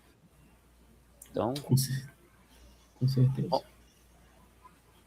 Aqui, deixa eu pegar aqui. Agora a molecada chegou, o pessoal chegou. Assistindo, voltando do trabalho. Não precisa nem morar juntos para comprovar vínculo socioafetivo com as novas leis, infelizmente. Quer dizer, não precisa nem morar junto, só namorar. Você fazer um web namoro, comprovou que você está namorando pela internet, já dá ruim para você. Entendeu? Deixa eu ver aqui. O que acha de buscar relacionamentos? Aí, agora eu vou deixar para você, meu psicólogo favorito. Certo. Então, assim, essa é uma pergunta, né, que não dá para dar uma resposta definitiva para cada caso. Por quê? Porque encontrar uma pessoa, digamos, certa, para você casar, para você construir a sua vida com ela, não é uma coisa que depende só de quem você é, da sua decisão, né, das atitudes que você toma. Então, as pessoas elas têm essa mentalidade, né? Isso aí é uma, digamos, invenção moderna, de que se elas cumprirem um manual, né, elas vão ter um resultado objetivo e certo. Então, se eu fizer isso, isso e isso, se a mulher não tiver isso, não tiver isso, não tiver aquilo, se ela cumprir esse checklist aqui, ela é a mulher certa para mim. E a nossa vida não é assim, sabe? Assim, não tem como eu dizer para você assim, qual é a fórmula perfeita para você encontrar uma mulher para casar? Isso não existe, entendeu? Para muita coisa isso não existe, principalmente para relacionamentos. Então, essa questão que você está fazendo, eu acho que isso envolve mais, né, uma questão de esperança e desesperança, sabe? Diante de tudo isso que a gente vê, né, hoje em dia, todas essas transformações da nossa sociedade moderna, a gente fica muito desesperançoso de conseguir encontrar uma mulher que vai ser parceira, que vai entrar junto com a gente e tudo mais, para crescer junto, que vai ser honesta, que não vai nos trair, que vai ser fiel, entendeu? Então a gente cai nessa desesperança. Então, a melhor coisa que eu posso falar para você é o seguinte, né? Tenha um pouco de esperança, sabe? Eu sei que existem muitos fatores que eu ouvi um rapaz aqui no YouTube, né, não sei se convém citar o nome dele, mas ele já não está mais nem fazendo vídeo, que ele falava o seguinte, entrar num relacionamento hoje em dia é como você pular de paraquedas com 90% de chance do paraquedas não abrir. seja, é como se ele estivesse dizendo, você está correndo, fazendo uma aposta muito arriscada que provavelmente vai dar errado se você entrar num relacionamento. E é essa visão que nós temos hoje em dia, entendeu? Só que pense o seguinte, imagine que você vê esse mundo contaminado, né, pelo pecado que nós vivemos, e você pense assim, poxa, o projeto de Jesus Cristo para nós sermos santos é muito difícil. É muito difícil eu ser santo como Jesus Cristo está me cobrando. Como é que eu vou fazer isso? E aí você desiste do paraíso, entendeu? Então, assim, eu acho que esse é o nível da pergunta, sabe? É uma pergunta assim, poxa, eu estou muito desesperançoso, será que vale a pena eu abrir mão um pouco dessa desesperança e ter uma esperança de encontrar uma pessoa que vai crescer junto comigo, entende? E eu digo isso porque eu, assim, falando meu relato pessoal, né? Eu estou namorando já tem 2 anos que eu estou com uma garota que, para mim, é com ela com quem eu vou casar, né? Estou só esperando uma oportunidade mais favorável, né, financeiramente falando, para eu poder noivar com ela e tudo mais, né? Então, é uma coisa muito pessoal que eu estou falando aqui, mas eu já estive nessa posição de pensar, poxa, não dá para encontrar uma pessoa com quem eu posso confiar e que eu posso construir a minha vida, entendeu? Mas no momento em que eu pude ter um pouco mais de coragem, né, e me abrir para essa realidade, eu encontrei uma pessoa que hoje em dia, aos meus olhos, não tem como dar errado, digamos assim, né? Não vou ser presunçoso ou imprudente de dizer isso, mas eu quero dizer, é uma pessoa em quem eu confio, sabe? É uma pessoa com quem eu estou crescendo junto e que eu sei que eu posso andar ao lado dela, entendeu? Então, eu acho que o teor da sua pergunta mais elevado é esse, né? Porque aí eu poderia lhe dizer um checklist aqui de quem é o tipo de pessoa o tipo de mulher que não dá para você crescer junto com ela, quem é o tipo de mulher que pode servir para você, mas o fundo da sua pergunta é esse. Tipo assim, poxa, eu estou tão desesperançoso com os relacionamentos que eu não sei se dá para eu realmente confiar com uma pessoa e crescer junto, sabe? Então, assim, a gente pode encontrar relatos de ambos os lados, sabe? De pessoas que relatam que conheceram o seu parceiro quando estavam construindo a vida juntos e estão juntos há, sei lá, 30, 20 anos. Né? Tem relatos desse lado, tem relatos das pessoas que falam assim, não, paguei faculdade para minha namorada, para minha mulher, quando ela se formou, ela me largou. Né? Então, tem exemplos de ambos os lados. E aí falta só você escolher em qual que você vai acreditar. E, claro, não seja tolo, né? Não seja... Tenha um bom senso de avaliar assim, pô, será que essa pessoa com todos esses problemas aqui vale a pena eu caminhar junto com ela ou será que é melhor eu tentar outra? Entendeu? Ou será que é melhor nesse momento eu ficar um pouco solteiro? Isso aí é uma questão que você, com bom senso, vai avaliar na sua situação particular.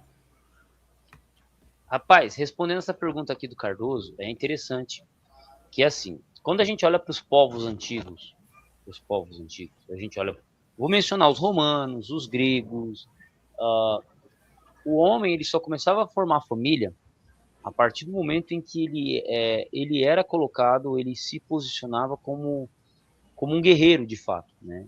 Então você tinha uma disparidade de casamento, por exemplo, entre 15 anos. Então, tipo, as moças estavam com 15, 16, 12, e o cara estava lá com seus 28, 30 anos de idade. Era muito comum isso, né? Ser dessa forma, ter uma disparidade de idade. Por quê?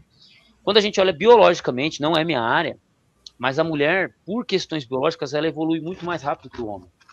Por isso que uma moça de 15 anos de idade, por exemplo, ela tá no auge da sua beleza, dos 15 até os 25, ela tá no auge da beleza, e depois disso ela só mantém, e depois dos 30 ela começa a perder drasticamente isso. É a biologia dela, faz ela evoluir mais rápido, mas vamos dizer assim, a decadência fisiológica dela começa mais rápido. Para não interpretarem errado, é questão biológica. Pode ser que eu esteja errado em alguma data, algum ano, algum tempo, mas é isso. Quando a gente pega o homem, quem são os jogadores de futebol mais valorizados? Não é o moleque de 18 anos que está começando agora. É o cara com quantos anos? Com 25. Dos 25 até os 32. Dos 32 aos 35 ele só mantém, dos 35 ele aposenta. São poucos jogadores que chegam com 38, 40 anos de idade jogando futebol em alta performance. Então, o homem, ele demora mais para evoluir. Por exemplo, tem coisa que o Jordão pensa hoje, que daqui 6 anos ele não vai pensar mais. Por quê? O globo frontal dele está se desenvolvendo. O Jordão, agora, por exemplo, ele está numa fase da vida dele que ele não pensa muito no passado. E eu também não era de pensar no passado. Quando eu completei 29 anos de idade, 30, começou a vir uns insights lá do passado que eu não queria. Coisas do passado. E aí eu falei, porra, mano, tô ficando velho, porque eu só tô lembrando do passado agora. Né? Não é? Eu sou professor de história, eu vivo da história, mas ficar remoendo o passado é uma coisa ruim. Mas o nosso lobo frontal de tomada de decisão, ele evolui de uma maneira absurda, ele se completa de uma maneira absurda, que hoje ele me faz lembrar de coisas que eu errei no passado para não errar no futuro. Por isso que a gente lembra. Então, o lobo frontal do homem está desenvolvido aos 30. Então, nós, como homens, biologicamente falando, vamos ser homens a partir dos 30, perto dos 30. Não antes. Antes disso, nós estamos apenas evoluindo. O que acontece? Às vezes, o jovem de 20, 18 anos de idade, ele fica frustrado porque, porra, ele quer arrumar uma namorada, ele quer arrumar alguém para casar e ninguém leva ele a sério. Uhum. Só que o problema é que o cara só vai ser levado a sério perto dos 30 anos de idade. Isso aconteceu comigo. Eu trabalho de pedreiro, como pedreiro, desde os 22. Desde os 22 anos de idade. Eu chegava num lugar para pedir serviço, os caras faziam um teste comigo antes de começar a trabalhar de pedreiro. Eu falava assim, ó, vamos fazer o seguinte, trampa uma semana, vou te pagar como pedreiro, se você passar no teste, você continua. Eu tinha que passar por teste. Quando eu voltei aqui já para vir morar aqui em São José dos Campos, já perto dos meus 27, 28 anos de idade, eu falava para as pessoas que era pedreiro e não precisava fazer nada, o cara já acreditava. E não é uma questão de profissionalismo, é uma questão de idade. O homem, ele só começa a ser levado a sério depois dos 30. Você só começa a ser respeitado, de fato, depois dos 30. Porque é uma questão biológica, evolução humana. Você tem que ter uma história que as pessoas confiem. Então, por exemplo, o Adolfo de 34 anos de idade, é o mesmo Adolfo com 12. Mas por que ninguém levava o Adolfo de 12 anos de idade a sério? Por que ninguém levou o Adolfo de 18 anos de idade a sério? Porque eu não tinha história. A minha história começou quando saí da escola, comecei a estudar, trabalhar na construção civil, pagar meu aluguel, pagar minhas contas, comprar meus livros, fazer minhas faculdades. Aí o Adolfo de 34 é o mesmo desgraçado de 12. É a mesma figura, é o mesmo moleque, fala as mesmas merda. Mas hoje eu sou levado a sério. Ah, por que eu sou levado a sério? Porque Adolfo, professor Adolfo, trabalha em escola, 4 faculdades, tem uma porrada de livro, lê em não sei quantos idiomas, conhece não sei quem, faz live com não sei quem. Entende? É a história. O que acontece? No relacionamento é a mesma coisa. Como é que uma mulher olha pra você se você não tem história? Se o seu maior feito foi zerar um jogo em 2 dias. Sim. É ou não é? Como é que você quer que alguém confie? Porque a confiança, ela não se constrói do nada. O nosso amigo Jordão aqui, ele não entra nos canais de YouTube à toa, fala, vou fazer uma live com os caras. Por que ele falou, não, Adolfo, vamos fazer uma live sobre o tema? Por que ele confiou de estar aqui? Porque ele olhou, viu o conteúdo e falou, pô, mas esse maluco tem alguma coisa para contar a história, para contribuir, vamos contribuir com ele. É assim, né? Então, e ele também, pela abordagem, pelo que ele já comentou, pelo que a gente conversou antes, falou, opa, dá para trazer esse cara aqui, ele não vai ser traído. Então, a confiança, ela é algo que você vai construindo. O respeito da sua família, na sua sociedade, ela vai sendo construída. Então, estou falando demais aqui, Jordão, o convidado é você, mas eu tenho um conhecido que ele entrou, um amigo de internet, ele falou, nossa, professor, quando eu era mais novo, eu moro com a minha avó, eu fui cuidado pela minha avó, e quando eu era moleque, meus tios só xingavam eu, só brigava comigo, só enchia o saco. Só que depois que eu trabalhei, comecei a trabalhar, saí de casa, comecei a pagar aluguel, comprar minha casa, me casei, os meus tios vêm conversar comigo de boa. E eu não consigo conversar com eles porque o cara tem o trauma do passado, né? Quem apanha não esquece, quem bate esquece. Uhum. E eu expliquei pra ele, eu tive que explicar pra ele, porque é um rapaz até que novo, eu falei assim, filho, deixa eu te explicar uma coisa. Você tem que entender que nós temos escaladas sociais. O que é escalada social? Uma criança é cobrado dela e é esperado dela uma coisa. De um adulto é esperado outra coisa. Quando você era um adolescente, mal saído das fraldas e meio revoltado, que a gente acha que não era, mas a gente era, né? Meio revoltado, a sua família te olhava de um jeito. A partir do momento que você tomou responsabilidade, mostrou que é um homem de verdade, você não é visto mais como criança, você é visto como um igual. Ele é teu tio, mas ele te via como um moleque chato, impertinente. Você começou a trabalhar, a ter responsabilidade, ele não te olha como um moleque, ele te olha como um homem. O seu tio hoje ele quer conversar contigo, porque ele não está falando com o sobrinho dele, adolescente, ele está falando com um homem. Entende? E quando eu falei isso, é como se eu tivesse libertado ele. Porque ele entendeu. Ele entendeu que hoje ele tem uma. E ele casado, tem família e tal, mora na casa própria, e ele é respeitado. Entende? Ele é respeitado na família dele, porque é isso. E aí ele conseguiu se tocar. Só que as pessoas elas querem um respeito instantâneo. Ela acha que porque ela tem 18 anos de idade, ela vai ser respeitada. Ela acha que porque ele é daquela família, ele tem que ser respeitado. Ninguém vai respeitar você pelo que você é. Você vai ser respeitado pela sua história, pelo que você faz. Uhum. Entende? O Adolfo, 18 anos de idade, servente de pedreiro, ele não ia ser ouvido como historiador, como professor de língua portuguesa, ou seja lá o que for que eu fale aqui. Agora, o Adolfo, de 34 anos de idade, formado, estudado, com uma história, com uma constância, é respeitado. Por quê? É isso. É assim que funciona. É a história. Nosso amigo Jordão, ele é respeitado pela história dele. Se ele tivesse 24 anos de idade trabalhando em mercado, alguém ia parar para ouvir ele? Ninguém para. Eu falo para minha esposa, falei, ó, você entende muito de nutrição, de saúde, mas como você não tem um diploma, ninguém te ouve. Ninguém vai te ouvir. É assim que funciona. O mundo, ele é assim.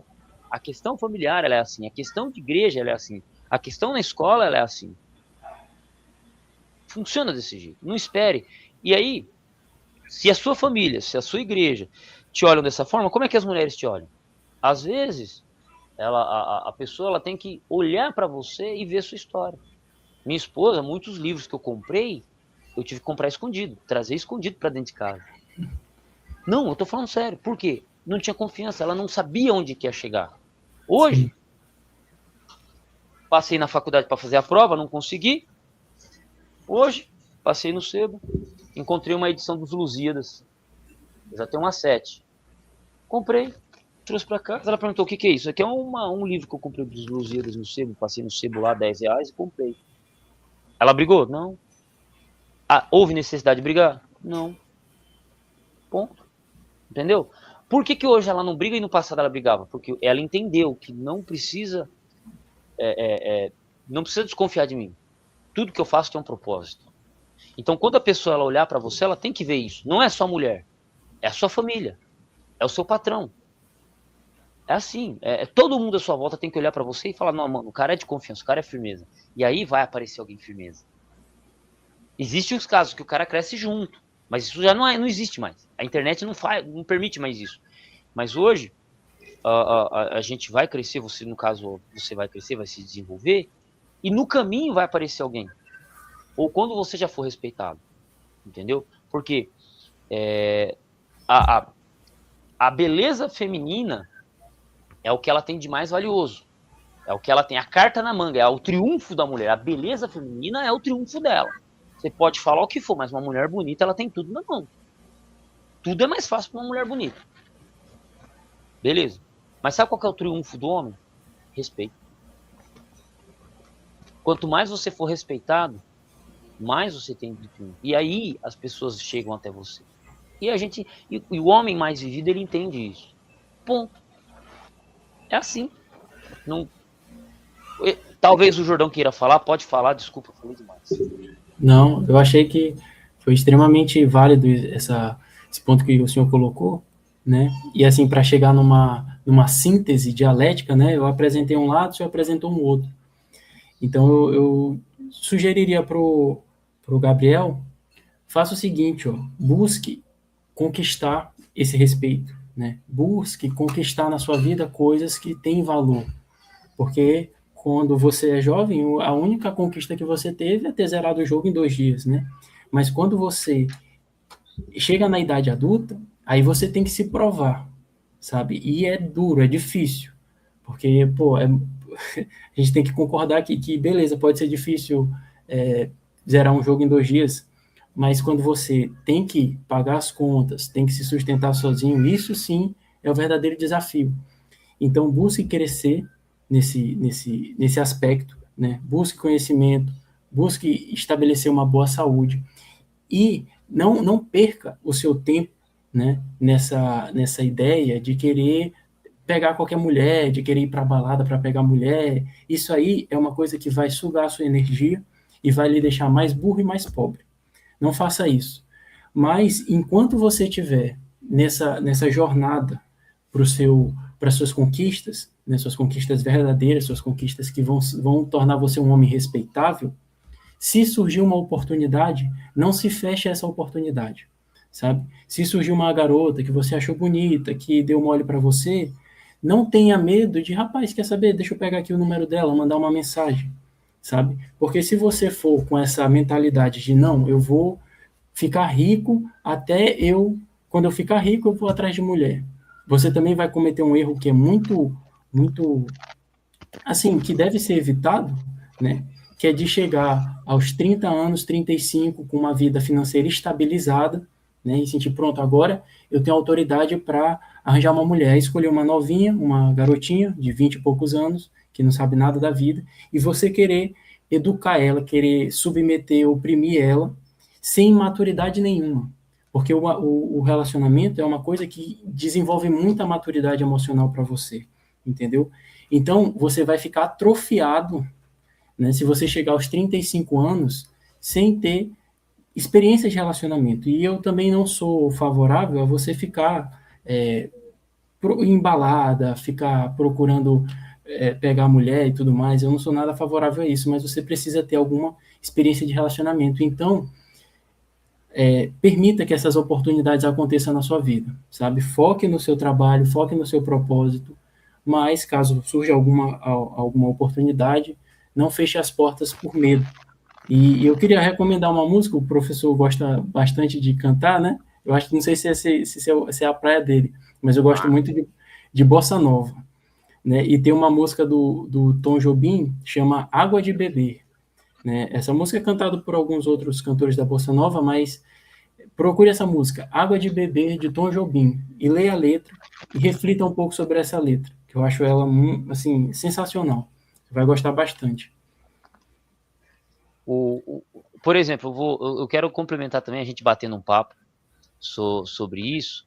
Por exemplo, sobre achar uma mulher. Qual que é a possibilidade de você achar uma mulher sacana e safada dentro de uma igreja? Tem alguma, né? É grande. É grande. Uhum.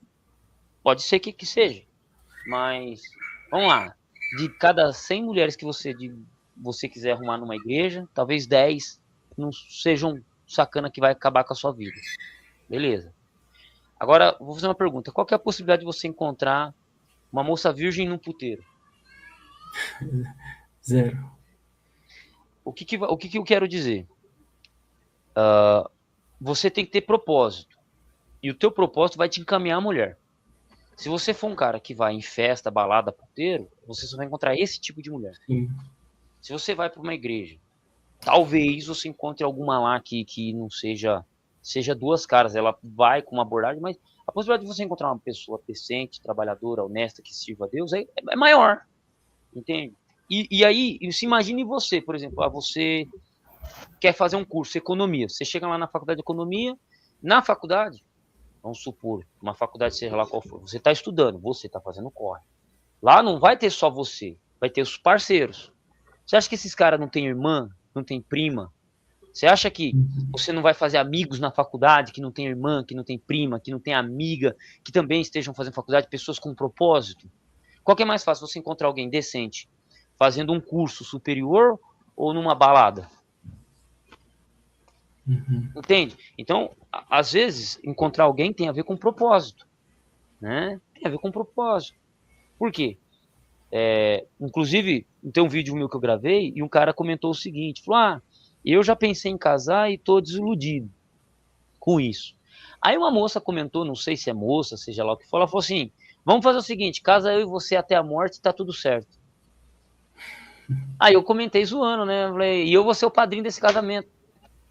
Tipo, Do mesmo modo que você, que é solteiro, está em busca de uma companheira decente, tem moça decente em busca de um companheiro. Só que assim, pessoas para relacionamento estão raras no mercado. Estão raras. Pessoas de valor estão raras.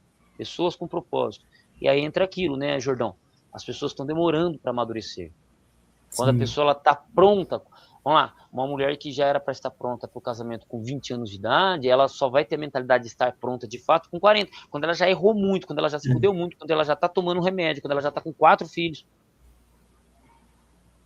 Tipo, uma mulher de 40 anos, não é uma mulher de 20. Não é? Então, e ela vai ter dificuldade de arrumar parceiro com 40. Por quê? Porque o cara de 40, de 50, ele já é viúvo, ele já é separado, ele já tem 50 filhos, já tem a vida dele. E o cara de 40, 50, ele é estável financeiramente. Se ele for estável financeiramente, ele não vai olhar para uma mulher de 40, ele vai olhar para de 30, vai olhar para de 25. E é a realidade.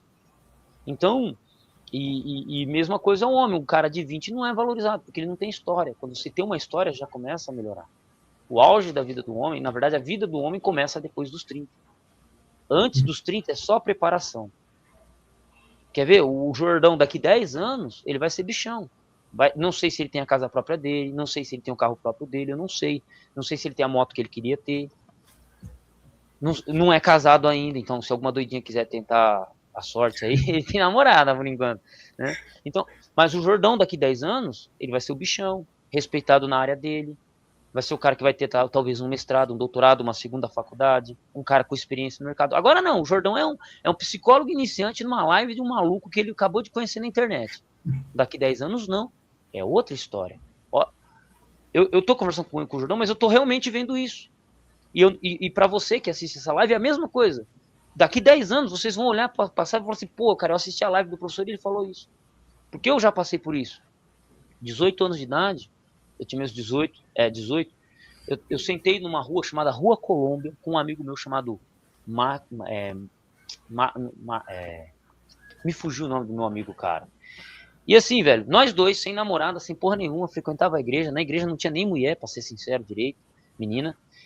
E aí, eu sentei com ele, assim, tomando um refrisão de 2 litros. Falei pra ele, mano, como é que você quer estar daqui 10 anos? Ele falou, cara, eu quero estar casado, com minha casa, talvez um filho. E eu falei pra ele, daqui 10 anos eu quero estar formado em história e dando aula. E talvez casado. Beleza. Passou 10 anos. Adivinha como é que ele tava? Casado, com filho e na própria casa. Entendeu? E ele trabalha no serviço braçal, mas trabalhando no serviço braçal. Mas ele pôs uma coisa na cabeça dele, 10 anos depois isso se cumpriu. Passou por uns 2 ou 3 relacionamentos, mas ele se cumpriu, tá casado, tá firme lá na cidade de Paysandu.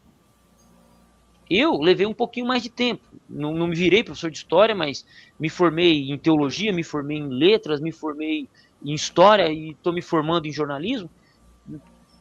Estou casado, não tenho filhos, mas eu demorei um pouco mais, mas eu cheguei onde eu queria chegar. Propósito.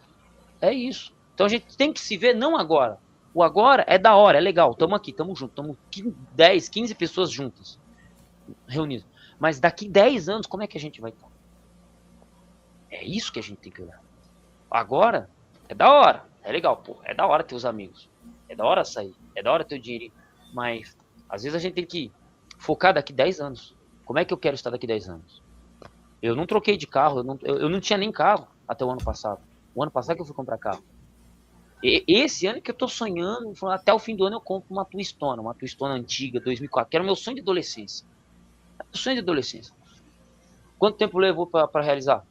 Dos 20 até os 34, 14. Nem realizou ainda. Nem realizei ainda. Vai ser realizado.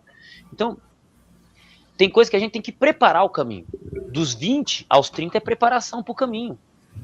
Cada livro que eu li, cada vez que eu bati concreto, cada vez que eu levantei um saco de cimento, cada buraco que eu cavei me preparou para realizar meu sonho. É isso. Agora é hora de cavar. Agora é hora de se construir. Quando chegar nos 30, eu nunca fui pra praia. Esse ano eu já fui 2 vezes. E uma vez foi de grátis. Foi de grátis, pô. Eu não precisei pagar, eu fui. Fui pra praia de Ubatuba e fui pra praia de Itanhaém. Não gostei, cara. Não gosto do mar. Eu gosto mais de piscina e de rio. Mas Entende? Tem coisa que você não precisa ter pressa. Não precisa ter pressa. Você precisa ter paciência, resiliência, constância. E no caminho você vai encontrar gente firme.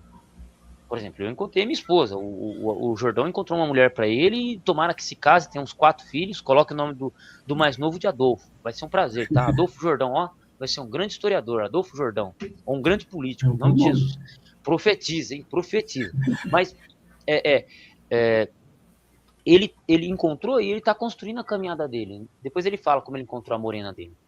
Eu encontrei a minha, cara, e a minha mulher, como eu disse, ela é uma mulher que se tiver que trampar de servente num domingo, ela vai, velho. Ela vai. Todo mundo tem seus defeitos, mas ela vai. Isso eu falo para as moças que eu dou aula, isso eu falo para a molecada que eu dou aula, e eles ficam de boca aberta. Falam, pô, mano, ela trampa, trampa. E não é nenhuma moça jovem, não. Então, Mas como é que eu encontrei ela? Ah, na minha caminhada, no meu foco, na minha jornada. E assim vai. Aquilo que eu falei, um homem, ele é valorizado pela sua história. Eu tenho amigos que hoje, por exemplo, todo domingo, todo feriadinho que tem, eu vou trampar de servente com ele. Trampava de pedreiro, agora eu tô trampando de servente porque eu não preciso mais do dinheiro em si da construção. E, mano, assim, hoje eu não desempenho o trabalho como eu desempenhava. Só que com esse amigo, eu já peguei cada furada, bater 40 sacos de concreto num dia, de cimento de concreto no dia. Já trampei com ele das 7 da manhã até as 9 da noite batendo concreto. Já virei carnaval com ele, trabalhando em reboco. Domingo de carnaval, das 7 da manhã, das 8 da manhã até 1 da manhã, trampando. Já fiz isso. Então, quando ele precisa de alguém de confiança, quem que ele chama? Eu. Mesmo que seja por um dia, mesmo que seja por 2 dias, mesmo que seja por uma semana, mas ele me chama. Por quê? Porque eu tenho uma história. E hoje eu não trabalho igual eu trabalhava. Eu já tô folgado, tô vagabundão, tô relaxado. Mas não é. Mas por que o cara me mantém? Por que o cara ainda me chama? Porque história. Se eu tivesse feito isso no começo, ele não ia me respeitar, ele ia me mandar embora e nunca mais ia me ver na rua. Mas hoje você fala, ô, tem um trampão de domingo aí, vai, cola aqui, velho. Ô, Wesley, tem um trampo aí de 3 dias pra mim? Vem, Adolfo, vem que pra você tem serviço. Entendeu? Então é a história, é aquilo que você constrói ao longo do tempo. Jordão, fala aí, bicho, desculpa aí, cara. Então, isso que o senhor falou já é uma resposta à pergunta que o Guilherme fez aqui, ó. Boa noite, amigos. Como lidar com as incertezas da vida adulta? Carreira, relacionamentos, projeto pessoal? Quero ouvir a opinião dos senhores, estamos juntos. Então, quando a gente é impactado, assim, quando a gente sofre por conta dessas incertezas, é porque a gente está olhando para um problema que é grande demais para nós resolvermos e que, na maioria das vezes, não nos cabe, entende?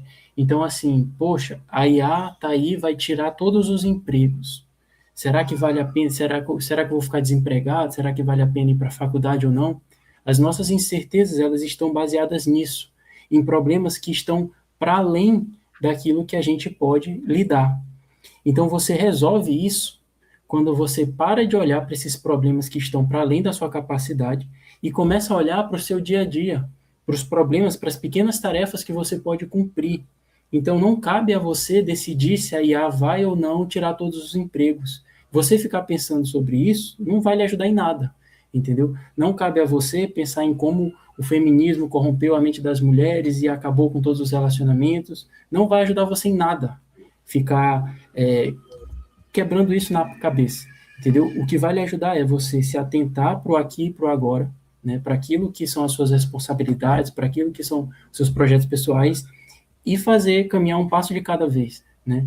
Faça um checklist da semana, quais são as tarefas que eu preciso cumprir nessa semana. Quantas flexões fez? Quantas páginas de livro leu? Exatamente. E é construindo esse projeto, né, dando esses passos, que você vai caminhar para um lugar que vai ser melhor para você, né?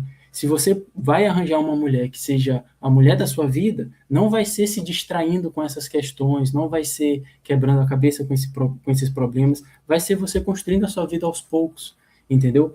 Fazendo aquilo que lhe cabe. Então, o Jordan Peterson, aquele psicólogo que eu havia citado, ele tem uma máxima que diz assim, arrume a sua cama, né?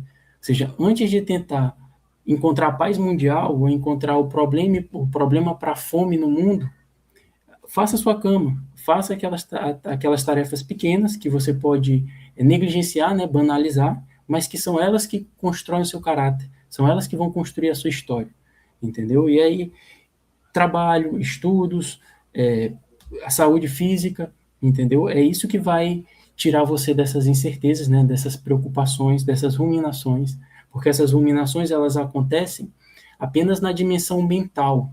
Então, você está mentalizando muito a sua vida e está esquecendo da prática, da realidade concreta. Então, você tem que parar de pensar e fazer as coisas, entendeu? Parar de pensar se vai dar certo ou se não vai dar certo e fazer, se colocar para fazer a coisa. E aí essa incerteza vai se dissipar. E aí o futuro é de Deus, né? Cabe a Deus, não cabe a nós. Então nós temos que fazer apenas a nossa parte. Um bagulho louco, ô Jordão. Tudo que eu pensei em fazer, eu não fiz. E tudo aquilo que eu me propus a fazer, eu fiz. Tudo que eu pensei Sim. 2 vezes para fazer, eu não fiz. Mas tudo aquilo que eu fiz, que eu me propus a fazer, eu fiz. Então, é meio louco isso, mas é algo que, assim, a gente tem que, às vezes, pôr a mão na massa. Uhum. E o homem, entenda o seguinte, um homem, ele é valorizado pelo aquilo que ele é capaz de fazer. Sim. Um homem, ele é respeitado pelas coisas que ele é capaz de resolver. Eu vou contar uma história. Eu sou esse cara doidão. E para gestão de escola, isso é horrível. Não, sério. Eu imagino. Assim, os alunos gostam. Da hora, tem aquele professor doidão que brinca, que faz piada, que não sei o quê, mas isso para gestão é perigoso. Entende? Por isso que você não vai ter muito professor que tem esse jeitão meu. Tem os professores brincalhão, mas sempre até um limite. O que acontece? Eu entrei na sala de aula, eu tive muita dificuldade, principalmente dificuldade com o 6º ano. E, cara, eu só levava paulada da gestão, de uma das escolas que eu comecei a dar aula, e eu levava paulada da gestão, só paulada, chegavam para assistir minha aula, dava ruim, e não sei o quê, e papapá, e aluno se machucando na minha aula. É meio doido, cara, é meio doido, porque o 6º ano eles são um capeta, cara, eles começam a pular e quando você vai ver, estão em cima da cadeira e já estão caindo, e bagunça que só, e você olha e fala, mano, o que eu faço com esse povo? É isso. Então, eu tive muita dificuldade. Até um dia que eu tava lá nas minhas aulas de boa, eu já contei esse testemunho aqui, essa cena, tava de boa lá na aula que eu tenho que ficar parado, né, que o professor tem uma aula chamada ATPC, que ele fica na escola. No caso, nessa escola eu ficava parado, resolvendo as coisas internas da escola. E eu tô indo lá pro banheiro. Isso foi uma terça-feira, a 6ª aula. Eu tava indo pro banheiro tirar uma água do joelho. E aí eu passo e vejo lá os caras mexendo, montando uma esquentadora de rango. Eu não sei qual que é o nome. Sanduicheira? Tem um lugar que ela esquenta o rango, que é uma máquina que você joga água no fundo dela. Aí ela entra, faz o curto, liga na energia, ela... Eu acho que é como se fosse uma churrasqueira elétrica, não é? É, como se fosse uma churrasqueira, mas ela é grandona, assim, que põe pra manter a comida morna. A comida fica pronta, mas você põe lá pra ela... sim, eu sei. Aquelas que são usadas em self-service. Isso. E chegou uma lá que a escola comprou, só que não tinha quem montasse. Então, quem tava tentando montar lá, um rapaz lá tava tentando montar, mas ele tava com dificuldade. E como ele já sabia que eu era pedreiro, tava as 2 vice-diretoras da escola. Elas chegaram a olhar para o professor Adolfo, chega cá. Eu falei, o quê? A gente tá precisando montar isso aqui, só que a gente não tá conseguindo. O rapaz aqui não tá conseguindo montar e tal. O que eu fiz? Falei, tá, pera só um segundinho que eu vou tirar uma água do joelho e já volto. Fui lá, tirei uma água do joelho, voltei, peguei a minha chave de fenda, que eu carrego uma chave de fenda e um alicate. Professor, marmiteira, isso. Eu peguei, os caras passaram 3 aulas tentando montar. 3 aulas é 50 minutos. Então, 2 horas e pouquinho. 2 horas e pouquinho. Não conseguiram montar. Eu cheguei em uma aula, eu montei. Eu cheguei, ele já estava com meio que experiência. Um aluno falou de ajudar, a direção já falou para não ajudar. Eu falei, não, traz ele aqui. Foi um acerto, porque o garoto ajuda a montar móveis com o pai dele. Então, o moleque é um cão, não fica dentro da sala de aula de jeito nenhum, mas o cara ajuda o pai dele a montar móvel. Já foi excelente, já abriu na internet, opa, isso aqui é montado desse jeito. Comecei a colocar parafuso, apertar parafuso aqui, para lá, para cá, para lá. Quando foi ver, encaixou e uma aula montou. Depois desse dia, cara, a escola mudou comigo. A gestão mudou comigo. Sabe por quê? O cara é doido, mas resolve. Sim. Entendeu? O cara é doido, mas resolve. Simples. Se você é alguém que resolve problema, você vai ser amado. Você vai ser valorizado. Muitas vezes a gente quer o respeito, a gente quer que as pessoas nos respeitem, mas a gente não tem a história. Lembra que eu disse? A história. Então, por exemplo, hoje quando eu volto nessa escola, se eu volto nessa escola, eu tenho uma história. 1 ano atrás, 2 anos atrás eu não tinha. Eu só era um professor maluco sem experiência em TRAN. Hoje eu sou professor maluco com experiência. É diferente. Entende? Então, muitas vezes é a gente chegar no lugar e ter respeito, igual empresa de trabalho braçal. Todo mundo fala assim, o novato chega, os caras colocam o serviço mais pesado pro cara. É para testar o cara, é para ver se ele aguenta o tranco, é para ver se ele é alguém confiável. Quando você passa no teste, o pessoal começa a te respeitar, e aí, velho, os veteranos vêm ajudar. Isso aconteceu comigo na construção. Eu entrei na obra, numa obra grande, 33 funcionários, 120 sacos de cimento todo dia batendo concreto, 2 bitoneiras ligadas. O bagulho era insano. Eu sou surdo de um ouvido por causa disso. Eu entrei na empresa, bom, os caras só tiravam onda. Só desfazia. A partir do momento que eu tomei o rumo, falei assim, não, velho, se eu sair daqui, eu vou ter que trabalhar de servente em outro lugar, por que não continuar aqui? E comecei a pegar trampo e fazer minha parte, e fazer o que dava para ser feito, meu salário subiu. Na época era R$500, subiu R$100. Subiram minha carteira de servente para meu oficial, um moleque de 18 anos de idade, sem saber porra nenhuma, na carteira como meu oficial, dali eu já subi como pedreiro. Teve um dia, uns meses depois de estavam subindo concreto no balde, eu tava sem força. Eu não conseguia mais, eu tava sofrendo. Os caras olharam, já sabia que eu tava trampando firme e forte, o cara falou assim, Adolfo, desce aqui, vem pro carrinho, deixa que eu subo aí. É assim. Quando o pessoal vê que você faz a sua parte, que você se esforça, eles te respeitam e eles te ajudam. Mas no começo é servente mole. É o servente fraco. Quando eu já tava lá acompanhando o malucão da obra, jogando 2 sacos de cimento na carriola e subindo rampa, os caras falaram, aí o patrão gosta. Aí velho, não é puxa saco, é porque os caras olham e falam, não, mano, esse cara é confiável. Não faltava, quando você não falta no serviço. Eu cheguei pra uma coordenadora minha, eu falei assim, coordenadora, eu não falto, tá? Eu sei. Ela chegou pra mim assim, fica quieto, Adolfo, você não precisa dizer nada, você já provou isso. Por quê? Ela já me viu ir trabalhar doente, tossindo, pá, mas eu cheguei, eu tava firme, malzão. Não, você não falta. Você é o cara que não falta. Não falta. Então as pessoas, elas têm que olhar em você e dizer assim, mano, esse cara é confiável. Esse cara é firmeza. Esse cara resolve o problema. Aí, bicho, aí aparecem as morenas, as loiras, as ruivas, as doidas, normais, as mães solteiras, as coronas, véia rica. E aí vai, e aí você constrói, aí você, no seu propósito, você constrói. Entendeu? É assim. É assim que funciona. O Jordão já vive isso, já convive com pessoas e é assim. Então, não sei, vai lá. Uma pessoa aqui no chat, Forte Pius, pediu sugestões de livros para ajudar com ansiedade, né? Assim, um livro que eu gosto bastante, que foi um dos primeiros livros que eu li quando eu comecei a me debruçar mais nos estudos, é o livro do O Homem à Procura de Si Mesmo, do Rollo May. Ele é um psicólogo existencialista, né, que ele consegue articular a psicologia cognitiva com um pouco do existencialismo filosófico de Kierkegaard, de Martin Heidegger.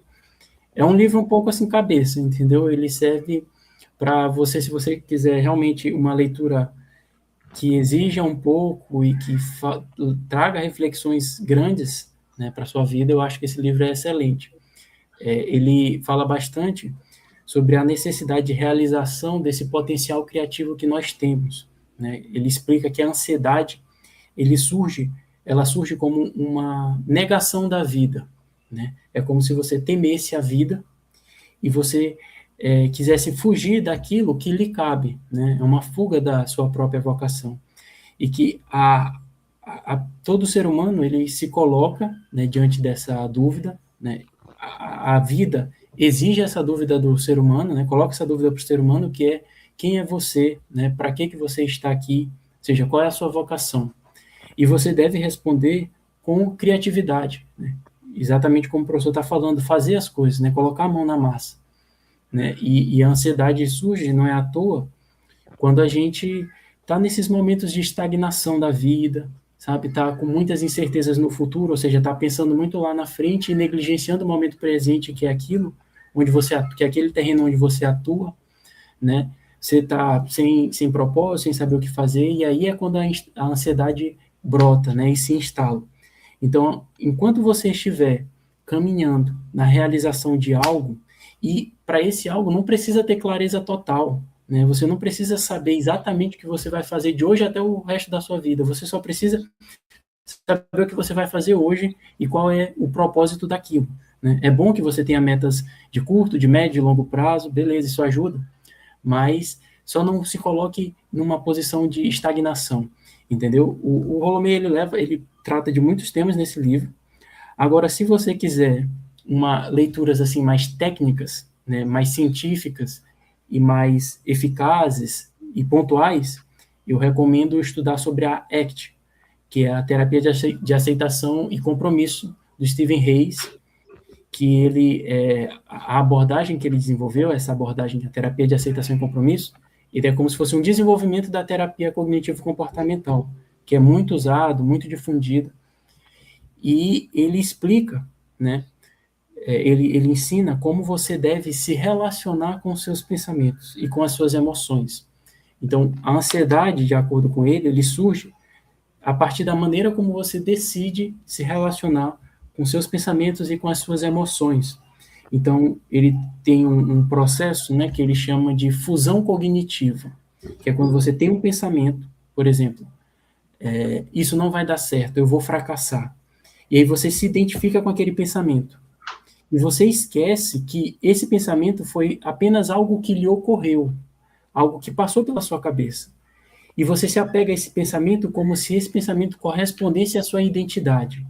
Então, porque eu pensei que eu vou fracassar, então eu de fato vou fracassar. Então, o que ele ensina é como você se relaciona com esses pensamentos, né? Por exemplo, entendendo que os pensamentos e as emoções, eles são fluidos, são voláteis, eles estão sempre mudando.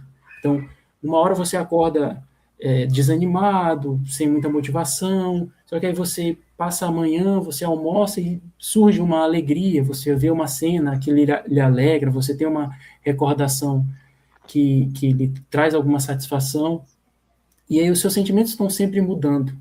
Então você não pode pegar um pensamento ou um sentimento que você teve e ficar rígido naquilo, entendeu? Então, qualquer livro, um livro que eu gosto bastante é do professor Tiago Ferreira, né, que tem Narrativas Funcionais, se eu não me engano o nome do livro, que ele explica a ACT, né, a terapia de aceitação e compromisso aplicada na prática. Então, essas duas recomendações aí, o livro do Rolomei, O Homem à Procura de Si Mesmo, e o livro do professor Tiago, que é o Narrativas Funcionais. Agora eu vou indicar... o primeiro livro que eu vou indicar para qualquer pessoa, que eu aconselho, é a Bíblia, velho. Sim. Sabe por quê? A Bíblia, ela vai dizer exatamente aquilo que você é. Um homem pecador, desgraçado, que precisa da salvação. E ela vai trazer histórias de homens pecadores, desgraçados, que precisavam da salvação. Uns se arrependeram e conseguiram achar o seu lugar. Outros passaram a vida inteira errando e se lascaram.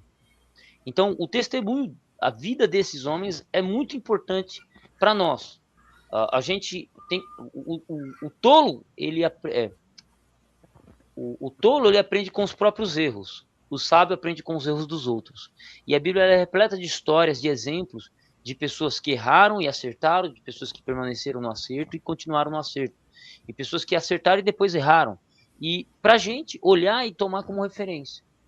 Entende? Então, assim, para se localizar, para se entender nesse mundo, a Bíblia, né? E se fosse para indicar mais outro livro, assim, A Vida Intelectual do Padre Sertilanes é legal, mas aí ele é sobre vida intelectual, ele não é sobre ansiedade. O único livro que eu diria aqui para ansiedade, que eu acho que funciona, seria a Bíblia, e eu indicaria um instrumento de trabalho, a enxada. Eu duvido você ficar ansioso depois de bater 3 traços de concreto na enxada. Eu duvido você ficar ansioso depois de capinar um lote de 2.000 metros no dia. Eu duvido, cara. Você vai estar cansado, estressado, com bolha na mão, querendo comer, mas ansioso você não vai estar, eu te garanto. Entende? Eu te garanto. Então, um instrumento de trabalho, enxada e a Bíblia, velho. Porque às vezes o que falta pra gente, às vezes a pessoa está ansiosa, como eu gravei no vídeo sobre testosterona, é falta de esforço físico, como o Jordão já comentou aqui. O nosso corpo, ele foi feito para se movimentar. Homem nasceu para bater concreto e morrer na guerra, velho. Você não veio para ficar flutuando, descansando, pensando na vida. Não, você nasceu para morrer na guerra. Cara, não tem coisa mais da hora. Quando tiver uma laje para bater, quem estiver assistindo uma live, vocês têm que passar por essa experiência. Se você assiste minha live, meus vídeos, você tem que passar por essa experiência. De um dia pegar um tio seu que tem uma laje para bater concreto, ir lá e bater concreto o dia inteiro com ele. E depois no final do dia ter um churrascão. Velho, não tem coisa mais da hora, velho, do que isso. Não tem coisa mais da hora do que isso. Bater papo de homem, xingar, machucar, trabalhando, tomar um solzão, ficar com bronze e acordar no outro dia dolorido. Não tem sentimento melhor. Eu duvido que alguém fique ansioso. Eu duvido.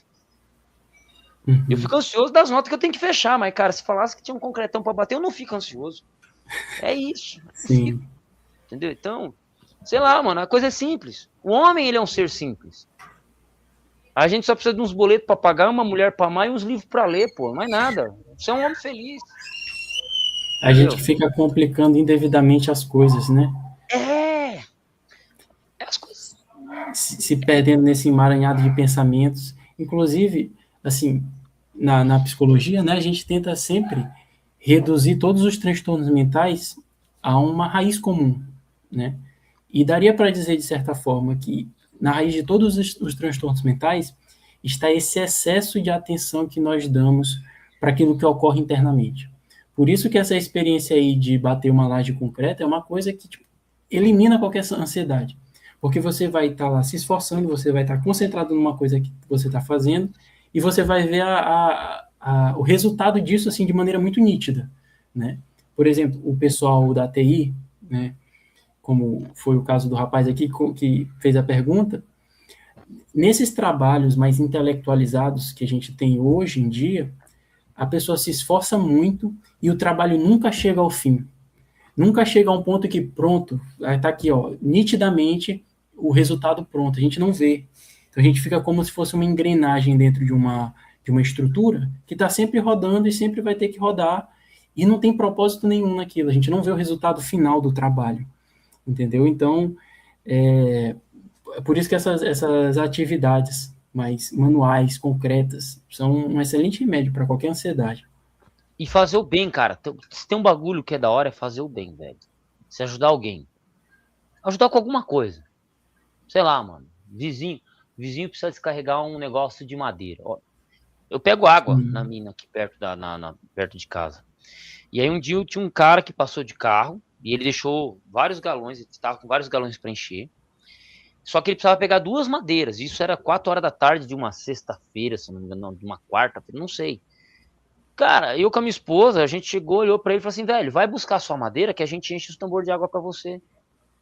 Só vai lá, confia, vai lá que a gente vai ficar aqui, a gente só vai sair quando você encher os tambores. Porque se você for encher isso aqui e ir lá buscar, vai dar 7 horas da noite.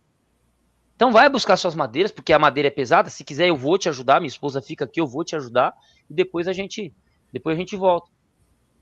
Mano, não tem coisa mais prazerosa do que isso. O cara falou, não precisa você ir não, só encha os tambores de água aí. Quando eles foram e voltaram, tava na metade ainda dos tambores dele. Não tem coisa melhor do que você ajudar alguém. Sim. Pô, quantas vezes eu subindo aqui na rua de casa aqui, período de chuva, aqui é uma ladeira onde eu moro, o cara com 3 metros de areia. Chover, vai acontecer o quê? Vai levar ele embora. Eu acabei de vir da escola, tinha que voltar para estudar, que não sei o que, voltar para a escola depois. Eu olhei e falei, ô vizinho, não precisa de uma ajuda aí para puxar essa areia, não? O cara olhou e falou, cara, eu vou, se você puder me ajudar, eu vou agradecer muito. Já era.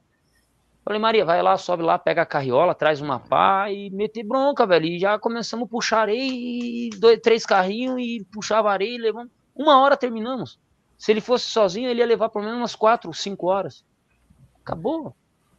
Não tem nada mais gostoso que seja ajudar alguém. Mudei minha rota, ajudei e tá tudo certo. Entende? Então, fazer o bem, ler a Bíblia, fazer força. Não tem coisa mais da hora. E de vez em quando arrumar jogar uma bola. Quem gosta de jogar bola aí, jogar bola, jogar um futebol, dar umas caneladas, levar umas cotoveladas. É da hora, mano. Isso aí é da hora. A gente precisa. O homem. O problema da sociedade moderna é que ela tenta nos fazer homens sensíveis. E nós não somos sensíveis, velho. Nós somos. Os homens são brutos. A brutalidade é da nossa parte. Um homem que não desenvolve sua brutalidade, sua firmeza, é um homem fraco. Um homem fraco não é amado. Um homem fraco não é respeitado. Um homem fraco não consegue resolver os problemas. Ponto. Acabou. É isso. Psicologicamente estou falando errado. A mulherada gosta de um homem feminino, que faz a unha, que faz yoga. A mulherada ama esse tipo de cara. Tem nada mais broxante para a mulher do que isso. A não ser, né? A exceção, é claro, das mulheres que tiveram péssimas experiências com homens, né, com figuras masculinas, e aí acabam desenvolvendo um certo horror a essa figura, que é o que a gente vê em alguns casos, né? As meninas que se atraem por esses homens afeminados, em geral, são pessoas, são mulheres que desenvolveram um certo horror à figura masculina, por falta de um pai, por um abuso que sofreram, talvez, mas biologicamente a mulher, e o biológico ele reverbera no psicológico, a mulher sente interesse mesmo por esse homem que é duro, que é rústico, né? O rapaz comentou aqui embaixo, o homem bruto mesmo, o homem rústico. Inclusive, não é à toa que tem tanta mulher que a gente vê hoje na rede social dando falta desses homens, né? Perguntando, cadê os homens raízes de antigamente? Eu vou falar um bagulho pra você. Tenho duas coisas pra falar bem rapidinho. Sabe qual que é a tina das patronas, das mulher ricas? O negócio das mulher ricas você pega por um pedreiro. Tem mulher que coloca construção na obra, põe construção na obra só pra ver um homem de verdade puxando concreto, fazendo força. É isso aí, meu irmão. Não é o sojado, não. Com cabelinho grande, rabinho de cavalo, fazendo yoga de madrugada, de manhãzinha, não. É homem de verdade. Se você tem um carro e você não sabe trocar porra de um pneu, você não é um homem, velho. Você não precisa ser um mecânico pra resolver. Você não precisa ser um mecânico. Mas trocar a porra de um pneu. Já aconteceu várias vezes de eu estar andando na rua, e aconteceu o quê? A pessoa com o pneu furado. Hoje acontece menos, por causa do pneu sem câmera, que ele é melhor, inclusive, do que o pneu com câmera. E assim, a gente ir lá trocar, velho. Imagina lá, tá dois adolescentes, doidão, camiseta preta, coturno, calça rasgada, andando na rua, um carro cheio de mulher, a gente falou, vocês querem uma ajuda aí? Elas com dificuldade de trocar um pneu, a gente foi lá e trocou. Se você falar isso pra um garoto de 15 anos de idade, ele não consegue nem pegar a chave, de tão pesada que é. Entende? É isso. Você pode ter o discurso que for, mas a realidade é essa. Né? E homem de verdade é coisa rara. Homem que resolve as coisas é coisa rara. É coisa rara. Sim. E só uma última coisa. Tem uma coisa que une as pessoas. Carro velho. Mano, carro velho é da hora. Une pessoas para empurrar, une pessoas para dar conselho para conserto, une pessoas para um monte de coisa. Carro velho, cara, melhor coisa do mundo. Exatamente, homem raiz rústico tem caixa de ferramentas e resolve. Sim. Tava vindo hoje da faculdade, que eu fui lá fazer a prova, chegando aqui no meio do nada, o cara com a moto com o pneu furado. O cara parado com o pneu furado, porque ele não vai empurrar a moto para. Eu olhei para ele e falei, bichão, desliga a moto aí. Ele olhou e achou estranho. Desliga a moto. Eu com um saco de ração de 15 quilos trazendo a moto. Falei, desliga a moto aí. Desligou a moto, desliguei a minha, tirei a bomba. Falei, enche aí. Imagina o cara no meio do nada, saindo do trampo, cansado. Do nada aparece um maluco com uma bomba na cumbuca da moto. Pô. Encheu o pneu e queimou o chão. Falei pra ele, ó, arruma uma bomba, cara, porque pneu furar no meio do nada aqui, velho, é só você e Deus, mais ninguém. Acabou. Então, é aquilo que eu falo, a gente tem que ser solucionador de problema.